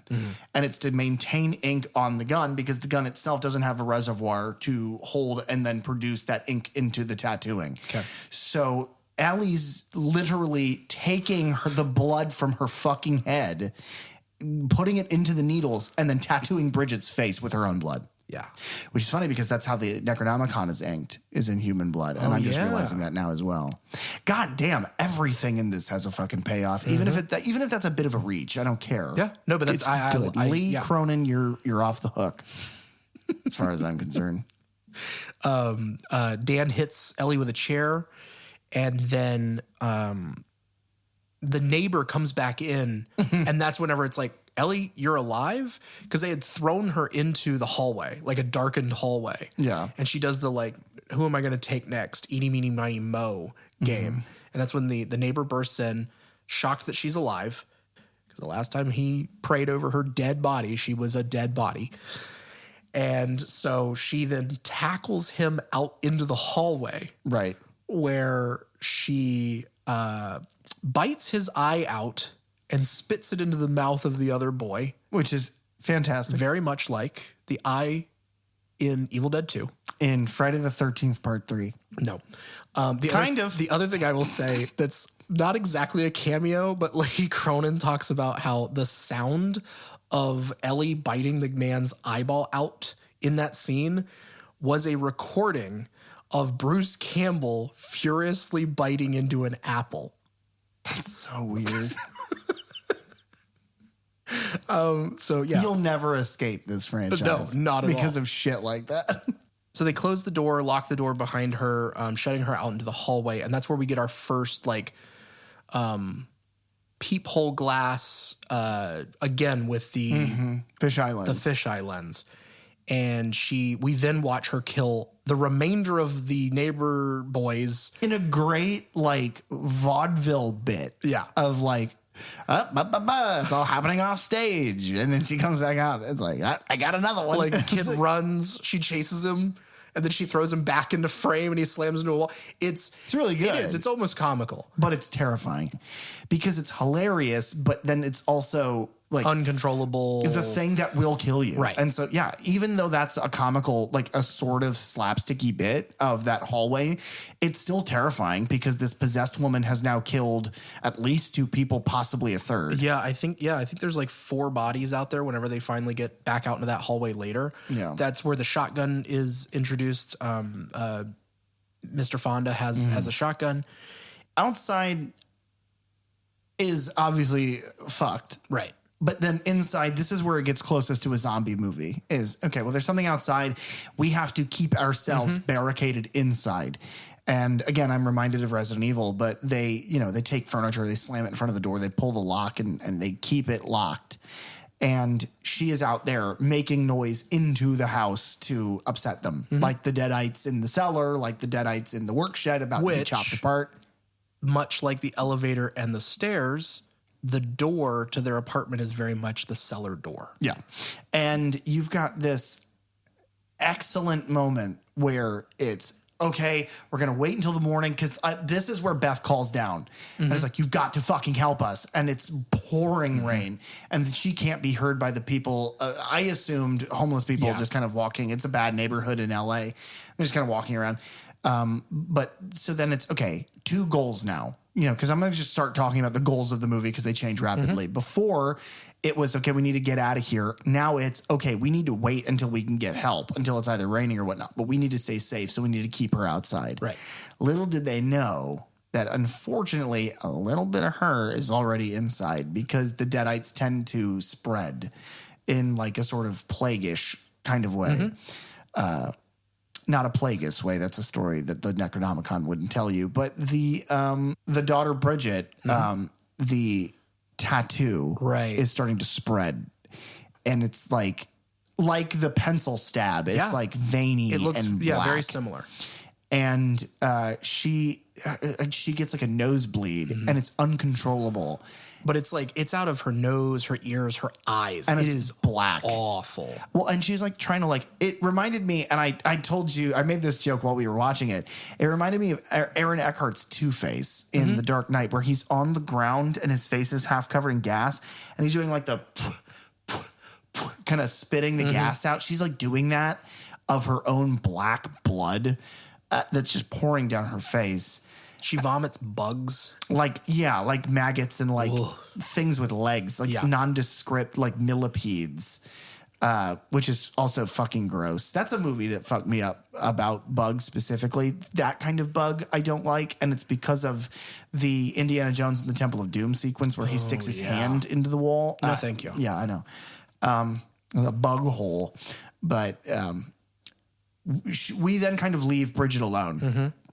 That's where we get the clip that we played. Ellie is singing the lullaby, the trick Cassie. Which, by the way, this is a PJ pet peeve because we've gone over some of your pet peeves. I think we've gone over one of mine. This is another one of mine. And it's a note I took. I absolutely hate when there's like a creepy, non-realistic like tradition that a family has just to be creepy. Like a good example of that is in The Haunting of Hill House, the whole series. It's like all of the kids repeat like this phrase of like, when 2 clicks of the light go on, time to come home. And they all say it like in this weird way. It's like, why? No family talks like that. But she delivers this, like, she's like singing this lullaby to Cassie. And it's like creepy as shit. And it's like, no, this fits. The cadence of it is odd. And it's like, this fits now because she's demon possessed. But are you telling me that this woman sang to her child like that all the time? Yeah. Because it's like, that's weird. And I hate that. It's a pet peeve of mine. No family acts like that. Oh my God, mine did. My mom was like, Magoozy hand. I'm going to fucking traumatize my kid. My mom's a great mom, by the way. I feel like I have to establish this. My mother is caring. She's very helpful. She's generous. She's easily one of my favorite people on the earth. No, sorry, if she ever hears this. She's easily my favorite person on the earth. She's the best. She's simply the best. Better than all the rest. I love you, Mom. She's never going to listen to this. Please continue. That's where we played the clip. So she's tricking Cassie to come to the door. Cassie being a child, not understanding what is going on. It's something I love about that. It is so childish when when Ellie's like, your dad's down the hall. We're getting back together. Yeah. She's one step away from her covering her mouth and being like, yeah, it's me. It's your dad. We're getting back together. Oh, see? He's right down there. Pretty much. And she opens the door. Thankfully, the chain lock is still on. She does the thing where she turns around backwards and she puts her arms around her body and is faking like me and your dad are making out right now. He's coming home. And Elle shoves her hand through and is choking Cassie. Which is so fucked because it's such a cute little kid. Right. She's giving, and she has like a little bit of a lisp. And so she's adorable. She's adorable. She's the perfect cast. She's super innocent. And then to see her by her throat Lifted. just picked up. Yeah. And it's terrible. Beth and Danny run in and save Cassie, close the door back. And then I believe they chain across a bit more. Again, kind of making it even more like the cellar door. Yes. When they go back into the kitchen, Not to cut you off too hard, but it's almost like the same cinematography of cut from one chain to the second chain to the third chain, and it's like I love those because that's not a callback. In my mind, chaining something doesn't belong to the Evil Dead, but it's the way it's presented. then it becomes a nod, and I love that. Yeah. That's great. It's a very stylistic choice there. Yeah. Whenever she goes back into the kitchen, Bridget is now up on the counter. Like Gollum. Like Gollum. Yes. That's in my notes. She is, that's the perfect descriptor. And she is, I thought you said she wasn't hungry for glass. Well, so here's the thing. Bridget is not hungry for glass. Now, the Deadite possessing her loves it. It is her favorite. It is like pecan sandies. Just like a cool orange cream on a hot summer's day. She is hunched over, and at one point, Beth is like, "Hey, honey, you okay?" And she says something. I can't. It's like I have to, or I got to get rid of all the bugs in my tummy. Yeah, I got to kill the creepy crawlies I've got inside my tummy. I don't like things in my tummy. Do you, Auntie Beth? Because they know that she's pregnant. Right. The Deadites know. Yes. Which is horrifying. Yeah. But she then turns around and in, I would say, the second most disturbing visual of this movie. I would say the third most we haven't gotten to yet and the first most we haven't gotten to yet. But the second most disturbing visual in the movie is Bridget swallows. And like the tattoo is like most of her right side of her face is now black. She's covered in like the stains of that blood from earlier. Her eyes are Sith, like all yucky, Deadite-y. Which is funny because they take the kind of eye effect from Evil Dead and use that here, but then use the sort of behaviors and the taunting and like the psycho gross out shit from the original trilogy, and they amp them both up. Yeah. So this is like the perfect version of the Deadite. And this Deadite is eating like a drinking glass. A wine glass. Chomping it. And she swallows a shard of it. And it's like you can see the esophageal muscles pushing it down into her stomach. And when that's happening, a corner of the glass is pushed against her throat and you see it almost tear out of her flesh. And then she swallows it. And it's truly disgusting. Oh, yeah. It's the thing that you seem to come back to the most with this movie. Because it's fucked. Yeah, it is. And then followed by another moment where she climbs down and Beth is trying to get away from her. And so Bridget grabs a cheese grater from the floor and rakes it across the back of Beth's calf. And like, if you've ever used a cheese grater, you know like how solid that metal is.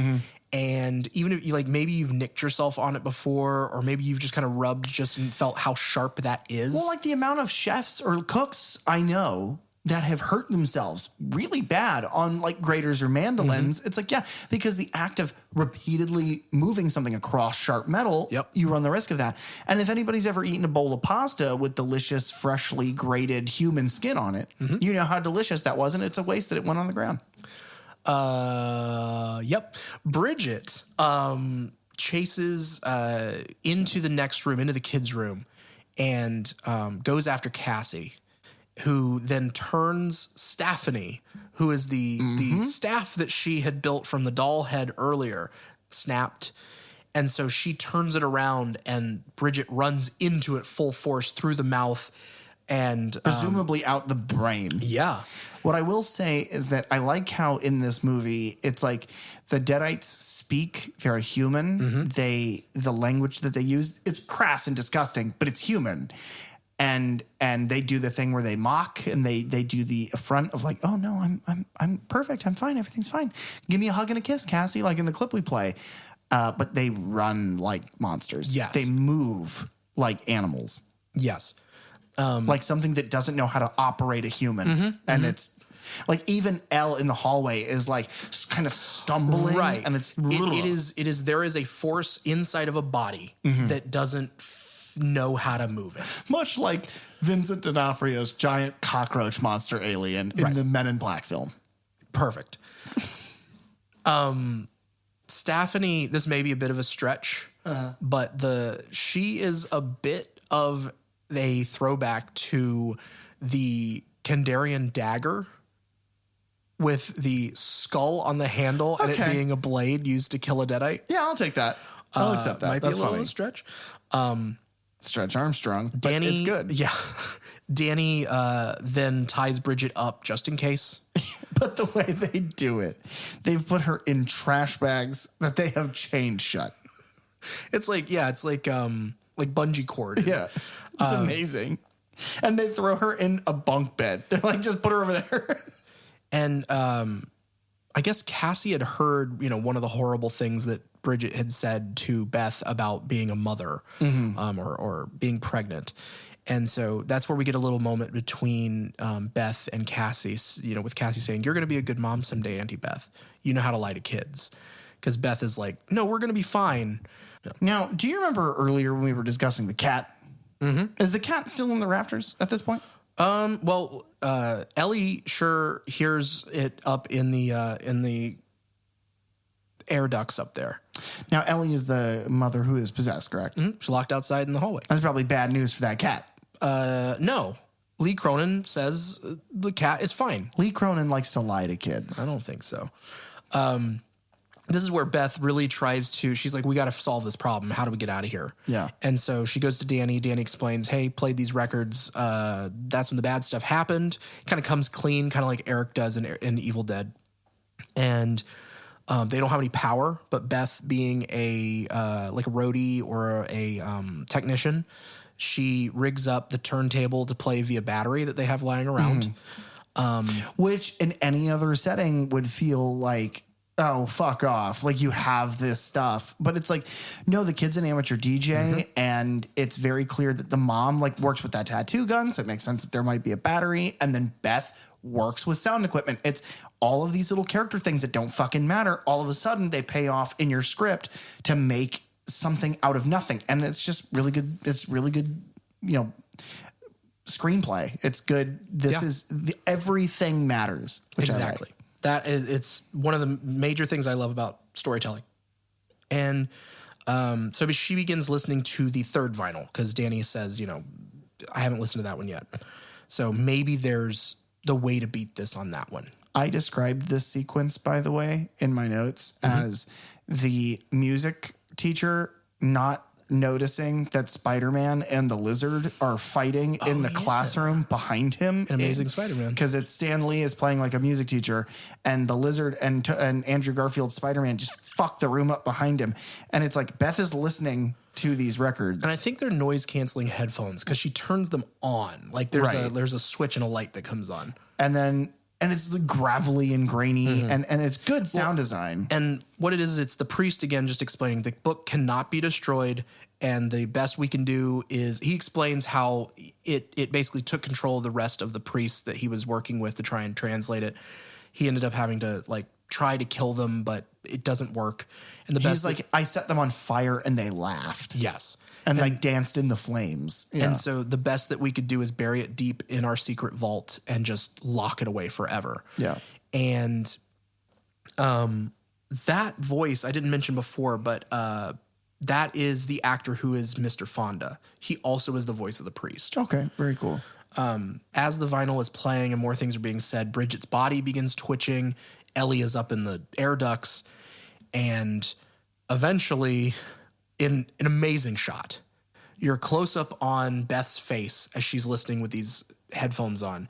And in the background, in the dark, the air duct slides open and Ellie crawls down the wall behind her.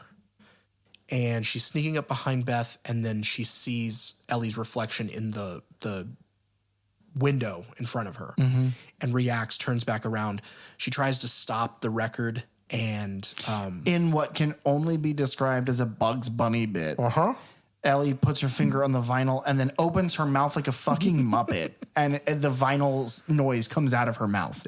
Louder. We get a split diopter shot there of the hand and I believe Beth's reaction there. It's fucking ridiculous. It's really funny and like it's creepy, and in the context of the movie it's terrifying, but when you take a step away and remember that sequence, it is like she might as well just poke it. And it sucks that we're audio because you can't see what I'm gonna do, but it's like if you ever do that thing like the mouth goes like and you just open your head as wide as you can. It's from Lilo and Stitch. Yeah, they do that exact thing there. Yeah. Oh my God, you're right. The other thing that's really creepy during this segment is Bridget's body begins floating very slowly through the house, and it's underneath like the blanket that they had her wrapped in, and then she soars across the room and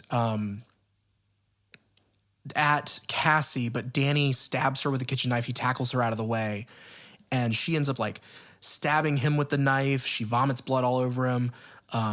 Danny eventually like sets her on fire. He pushes her into the stove, if I'm not mistaken, and she ends up stabbing him in the heart. And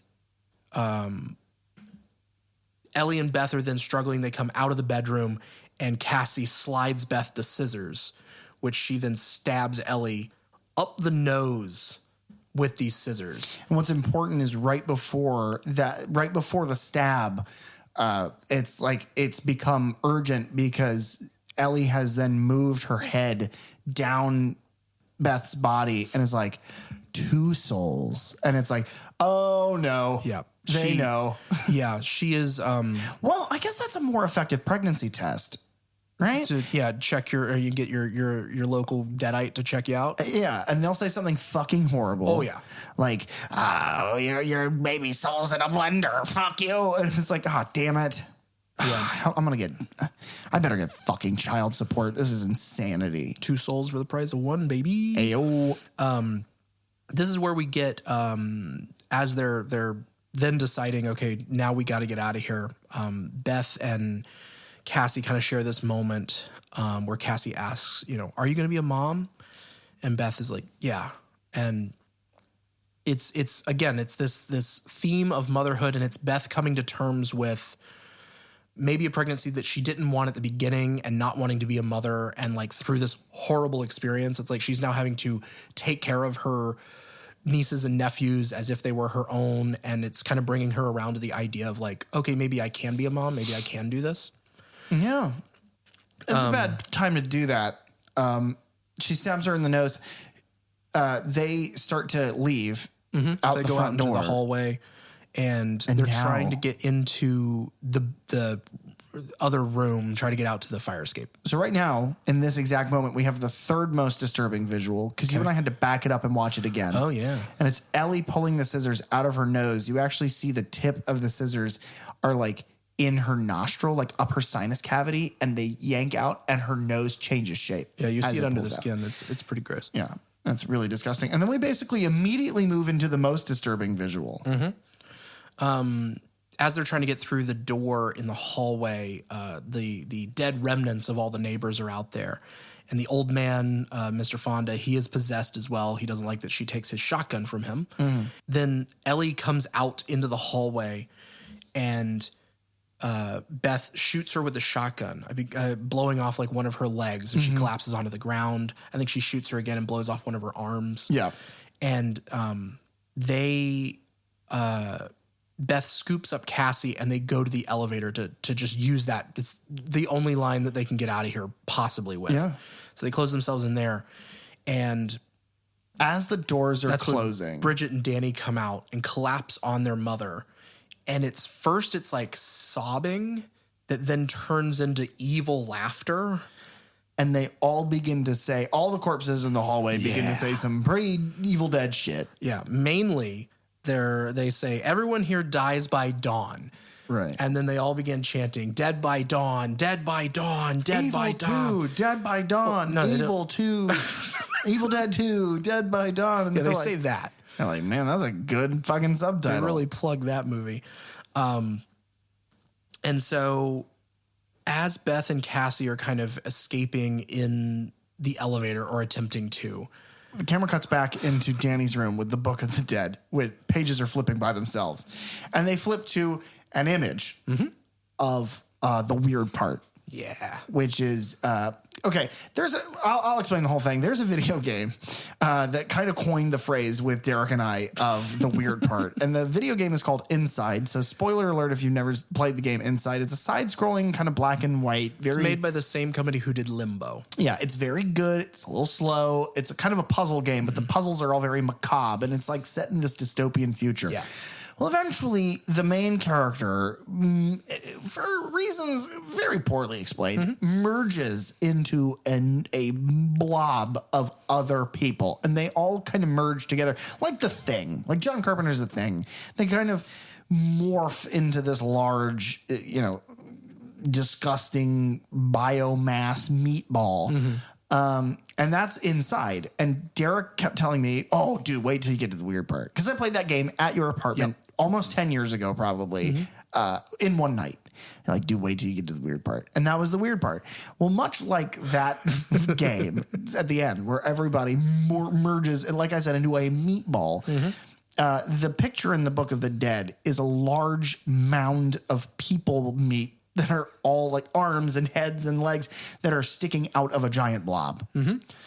And so we kind of see like, it's like all the corpses are like kind of crawling towards each other. And Ellie is in the center laughing her ass off as like Danny's hand like rips into her side and like Bridget rips into her side. And they all start to like puncture her body with theirs to like become one giant mass. And Yes. that's the most disturbing visual in the film. Oh, absolutely. I'll also say, I thought you were going to get to this a second ago and then you didn't. But what's interesting is that they do pay homage to the Deadite eyes with Bridget has the kind of Sith eyes of Evil Dead 2013. But the corpses are all Danny white out. Yeah. has the whiteout of the original. And then Ellie has like her own, version of that for this movie. So they all merge together. The elevator begins filling with blood. The elevator, like the rest of the sets, was constructed. And so they were able to lower that constructed elevator into like 6,000 liters or 158. That's a much smarter gallons. way to do that. Yeah. And using they dipped it down into the fake blood using a forklift, and then once it filled up enough, they're trying to crawl out of the top of it, Right. And that's when they move the piece up there, and the new I don't even know what to call the thing the blobite. the blobite has gone up the ducts and is now trying to get into the elevator. And it's this amazing shot where there's like 5 hands that all come in from different angles. And it's kind of the first time we see it, and it's disgusting. Yes. And they do this brilliant little shot of the maximum load of 6 people or like 6,000 pounds or something as it's filling up with blood over that sign. And then the cable snaps and the elevator falls down to the lobby. And then in a reference to The Shining, the doors burst open and all the blood pours out, and Cassie and Beth, their bodies spill out into the lobby of the apartment complex. Yeah.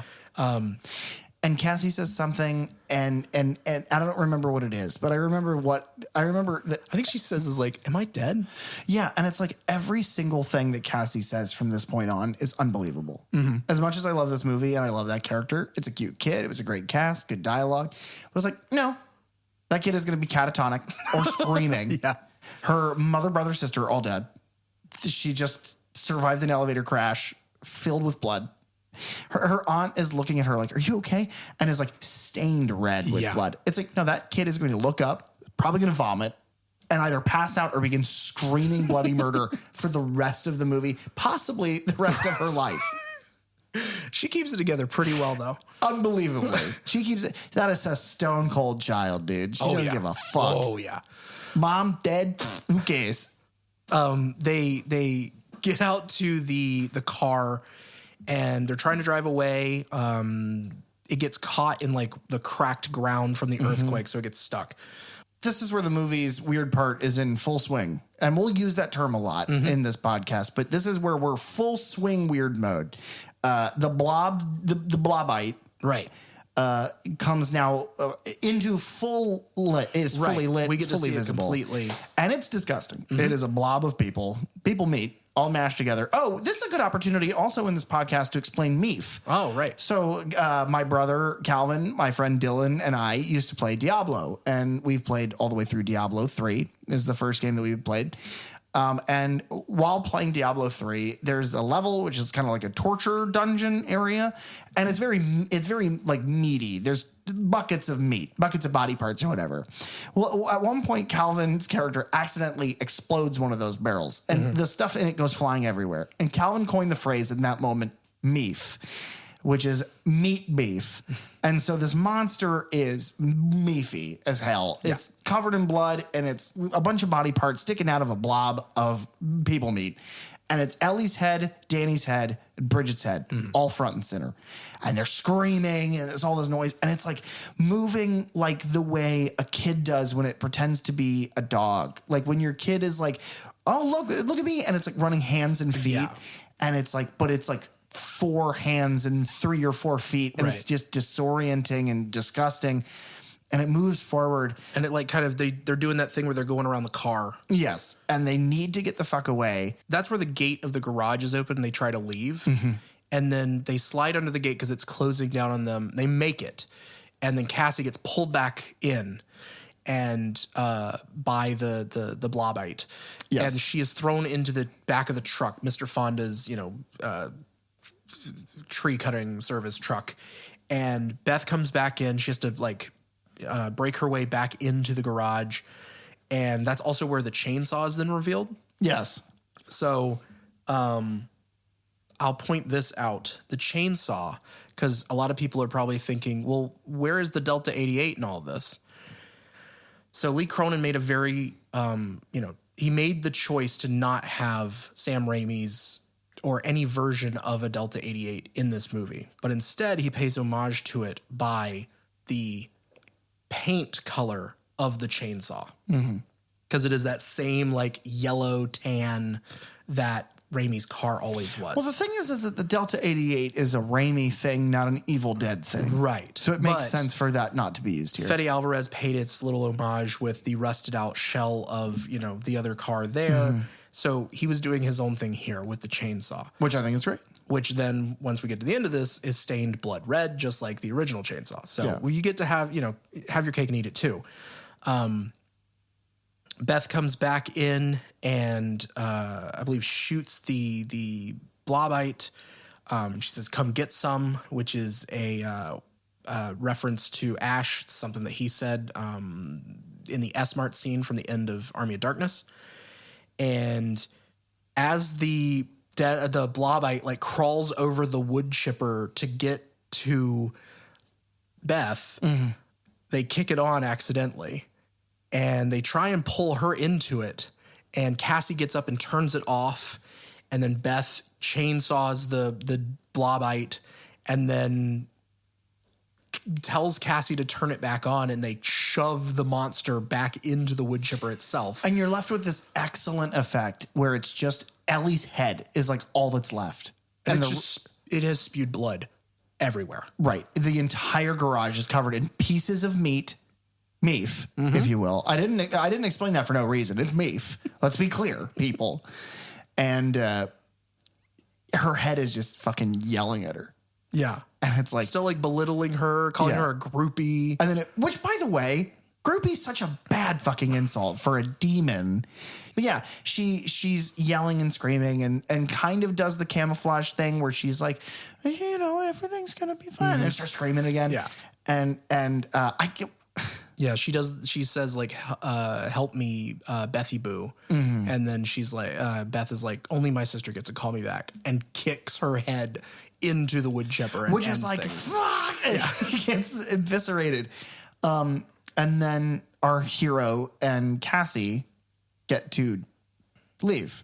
They are the Ash. She they picks get up to survive. the chainsaw as they leave. Ash never gets to just leave. No, he doesn't. No, he gets to say groovy, but he never gets to leave. And then that feels like the end, but we get our little bookend here of we cut back up to one of the floors. It's the next morning. The sun has come up.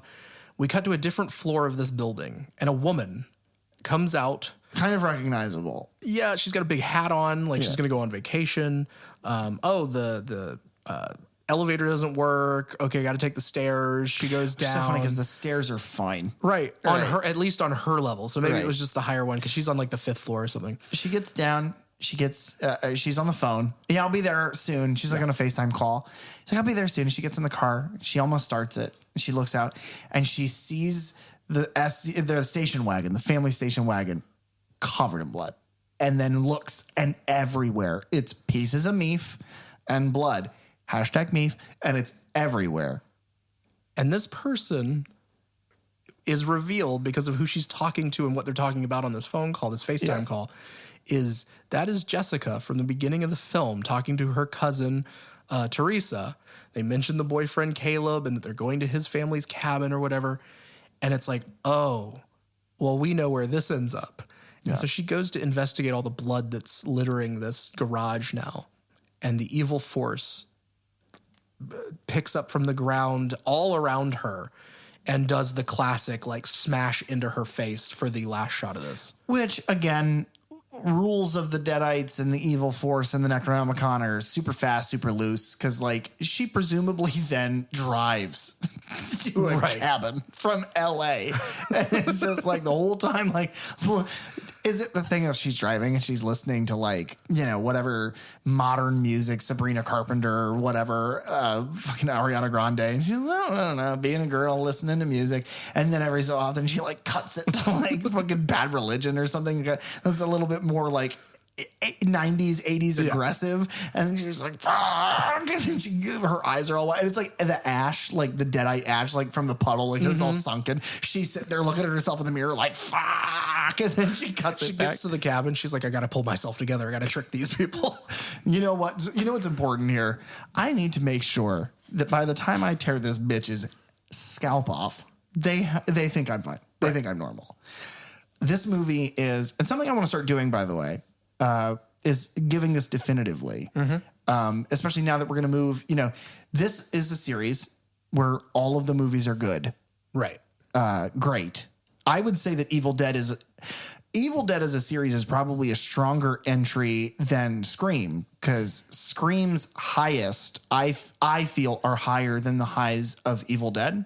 Okay. As a franchise. Right. But the lows of Scream are much lower. Like Scream 3 is much worse of a movie than like, because honestly, I think the weakest Evil Dead movie might be The Evil Dead. Evil Dead 2 does what The Evil Dead does, but just a bit better. But even The Evil Dead is so fucking good. Yeah. It's like Scream 3 is way worse of a... It's not worse. I don't want to use harsh language because I love all of these movies. But like Scream 3 of the franchises is the lowest. Less enjoyable. I would rather watch The Evil Dead than I would want to watch Scream 3. Okay, fair. But what I want to start doing as we kind of go through these movies is at the end of our discussion about the story and about the characters and the effects and whatnot, because that's really my interest lies in, you know, effects and kills, and have they ever done something like this before, and what grounds does it break? And, you know, we can talk about this stuff all day long, but really what I want to do at the end of this is, do you like this movie? Is this a movie that you'd recommend? Is this a movie that you fondly remember? Because I agonized over rewatching this movie because it scares me. It's effective and I fall for it and it terrifies me. But I watched this movie 3 times this week. And every time I rewatched it, it was like you get over the initial, it's like a warhead, like a candy. You put it in your mouth, super duper fucking sour. And then you're like, oh no, I can suck on this for like the next 10 minutes. It's nice and sweet and I enjoy it. And once you get past that initial hurdle, it's like, no, this is great. It's art. It's really well made, really good performances. Again, our lead, or you know, the main Deadite, Ellie, the mother, her performance is so fucking good. Amazing. And so, yeah, no, I love this movie and I would recommend it. Oh, I fully agree. Yeah. There's not a movie in the Evil Dead franchise that I wouldn't recommend. Yeah. We had talked briefly, I think last night, I think you and I talked before we recorded this episode about, do we want to start ranking at the end of a franchise? Do we want to rank them? Right. We did it for Scream of what our personal, you know, ranking, what our list is. This one's a bit harder, if I'm being honest. A lot harder for me. It's picking your favorite kids, but if you like your kids. Okay. Some people fucking hate their kids, That's man. probably true. They shouldn't have them. This one is like, with Scream, there was a definite, this is the best and this is the worst to me. And then all the rest is kind of like in the middle. This is like, oh, I love all of these things and they're for drastically different reasons. Yeah. So it becomes very difficult for me to rank them.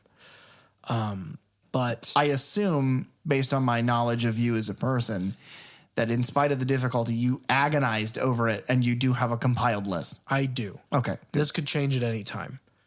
But with any rewatch that I do of these movies, if you follow me on Letterboxd and you check any of my ranked lists, that's basically what I have to say in there, because I do change my mind all the time with a rewatch. Yeah, and if you follow me on Letterboxd, you'll notice that my last entry was months ago. Yeah, we got to fix that. Yeah, I know. I got to catch up. So my number one is Evil Dead 2. It pretty much always is going to be. I love the mix of like taking the story of the Evil Dead, doing it again, but bigger budget. Let's do it how we wanted to do it and make it funny, make it goofy. The gags that are in it are amazing. So yeah, Evil Dead 2, Dead by Dawn, always going to be my favorite. I think Army of Darkness is probably next. Sure. I laugh so hard at so many parts in that movie, even as many times as we watched it in the week trying to, leading up to that recording. With these rewatches, Evil Dead takes over Evil Dead Rise for me. I love Evil Dead 2013 so much. The references that are there, how much respect it holds for the original, and it truly feels like we are doing this again. We are doing it bigger. We are doing it bolder. We are doing it bloodier. And I love it. Sure. Evil Dead Rise, I think, is phenomenal. There's just not as much to it for me, for whatever reason. I just prefer Evil Dead. And then The Evil Dead, like you said, is unfortunately probably the weakest of the bunch. Yeah, it's teeth cutting. And it's really good, really charming teeth cutting, but that's what it is. This is our first attempt. If the Evil Dead is on the bottom of our list here, because the Evil Dead is on the bottom of my list as well, that's not because it's the worst. It's because it's probably the hardest to rewatch. It's the roughest. There are video games that I remember so fucking fondly that I could never play again because it is just unplayable. Graphics, TVs.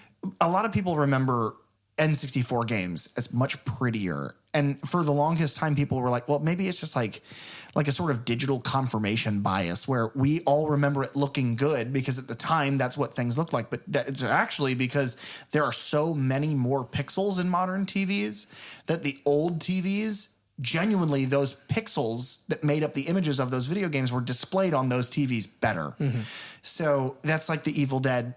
It is fun. It's silly, but it's really weird and paced and grainy and whatnot. Because that's at the bottom of my list as well. I'll go bottom to top now. Okay. So the bottom of my list is the Evil Dead. Second to the bottom of my list, Evil Dead. Figures. I loved it. It's great. It's a really good movie, and it's modern. My problem with it is it's too modern. The Deadites don't act like Deadites.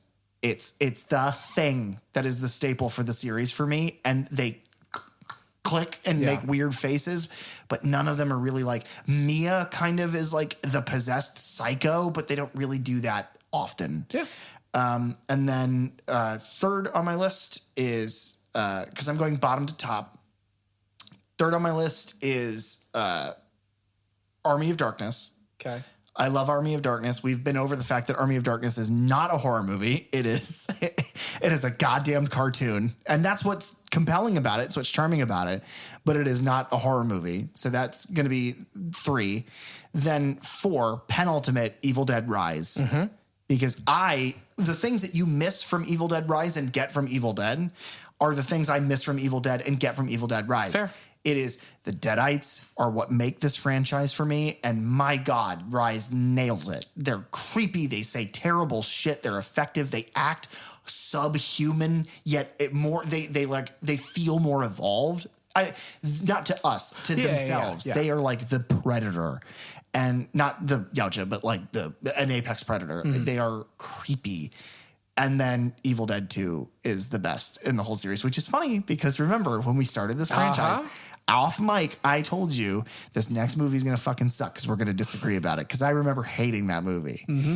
And then it's my favorite. Something just clicks, man. Do you know what it is? Do you know what the moment that makes this movie better than all the other movies? Evil Dead 2. I mean, what? It's him laughing and bobbing up and down with the lamp.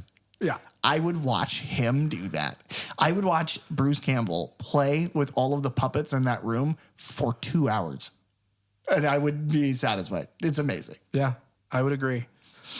I hate to pitch us like a YouTube channel, but we're talking about more socials and even more kinds of, availability and ways for y'all to kind of Interact with us, connect with us.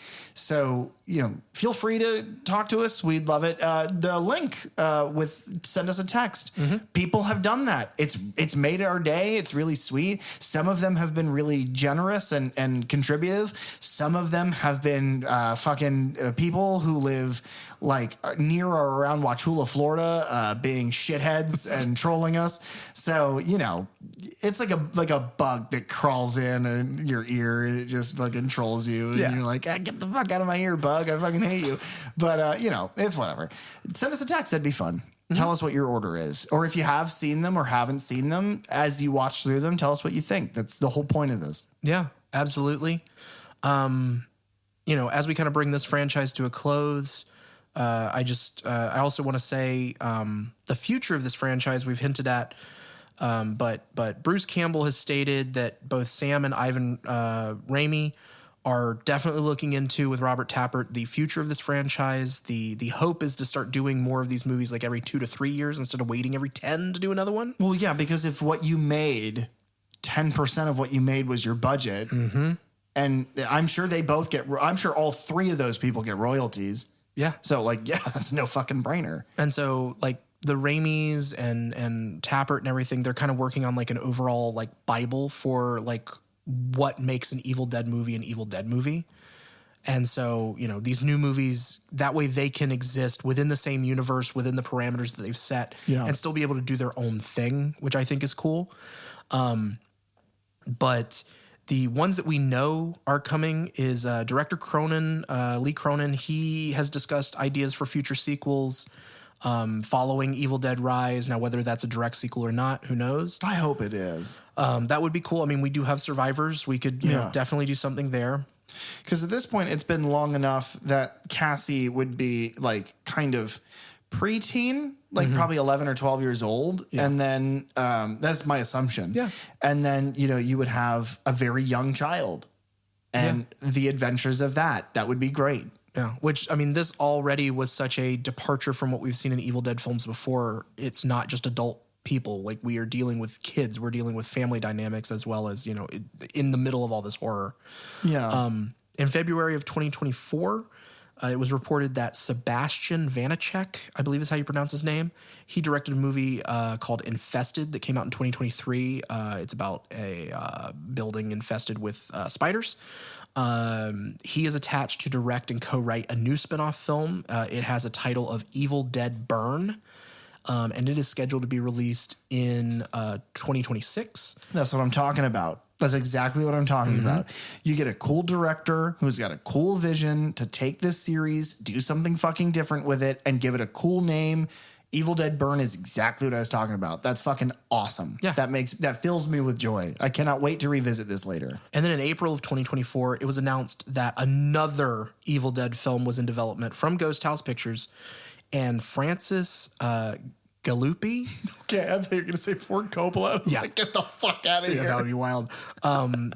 This director, he did a movie called The Last Stop in Yuma County in 2023. I'm unaware of it.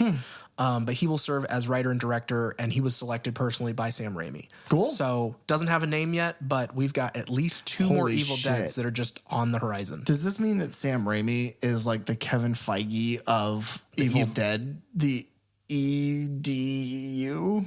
No, because it's like education. We'll work it. We'll workshop it. Yeah. We'll forget. If you expect, we absolutely will. If you expect something to come of that, listener, don't. You should know us by now.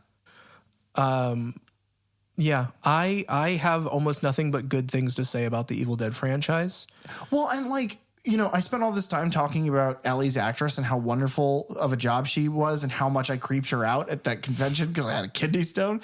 But Lily Sullivan, who plays Beth, is so good. By the end of that movie, it's just like you almost don't realize how much you've been watching her character, and like you miss shit because it's like her performance is so powerful. She's so strong and has so much agency and makes so many decisions, and maybe is a bit too quick to stab her sister in the face, but like, you know, it's whatever.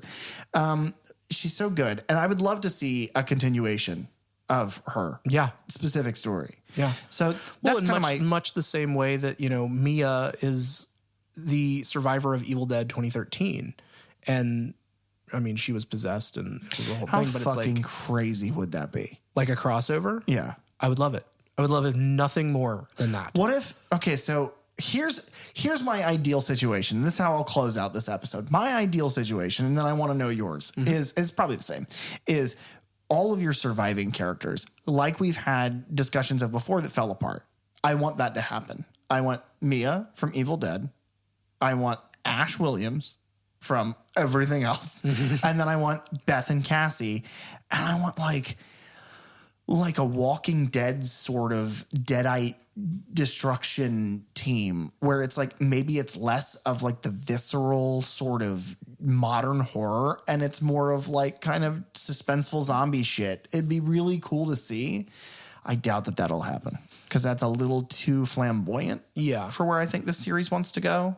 But I would love that. My step above that would probably be whoever the survivors of Evil Dead Burn, that they join forces with Mia and Beth and Cassie, and there's a Deadite outbreak, and then they don't know how, they do what they can to try and stop it. That doesn't work, and so they have to go to the only man who has faced these things more than anyone else.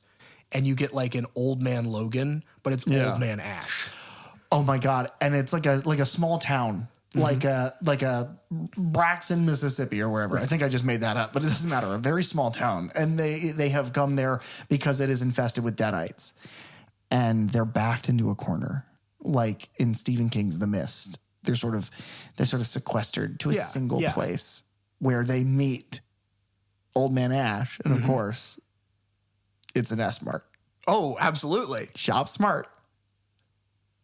Evil Dead Reunion is what that movie would be called.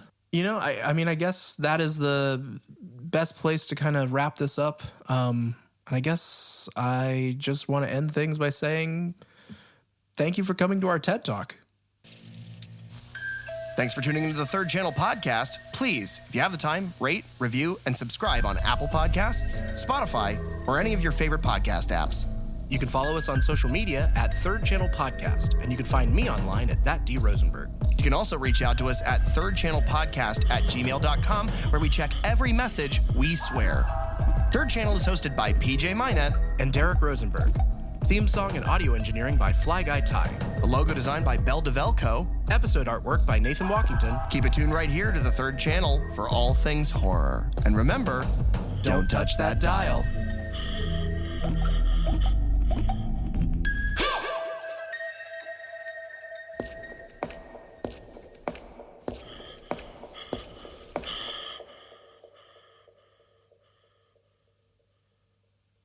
Egg salad and eggs.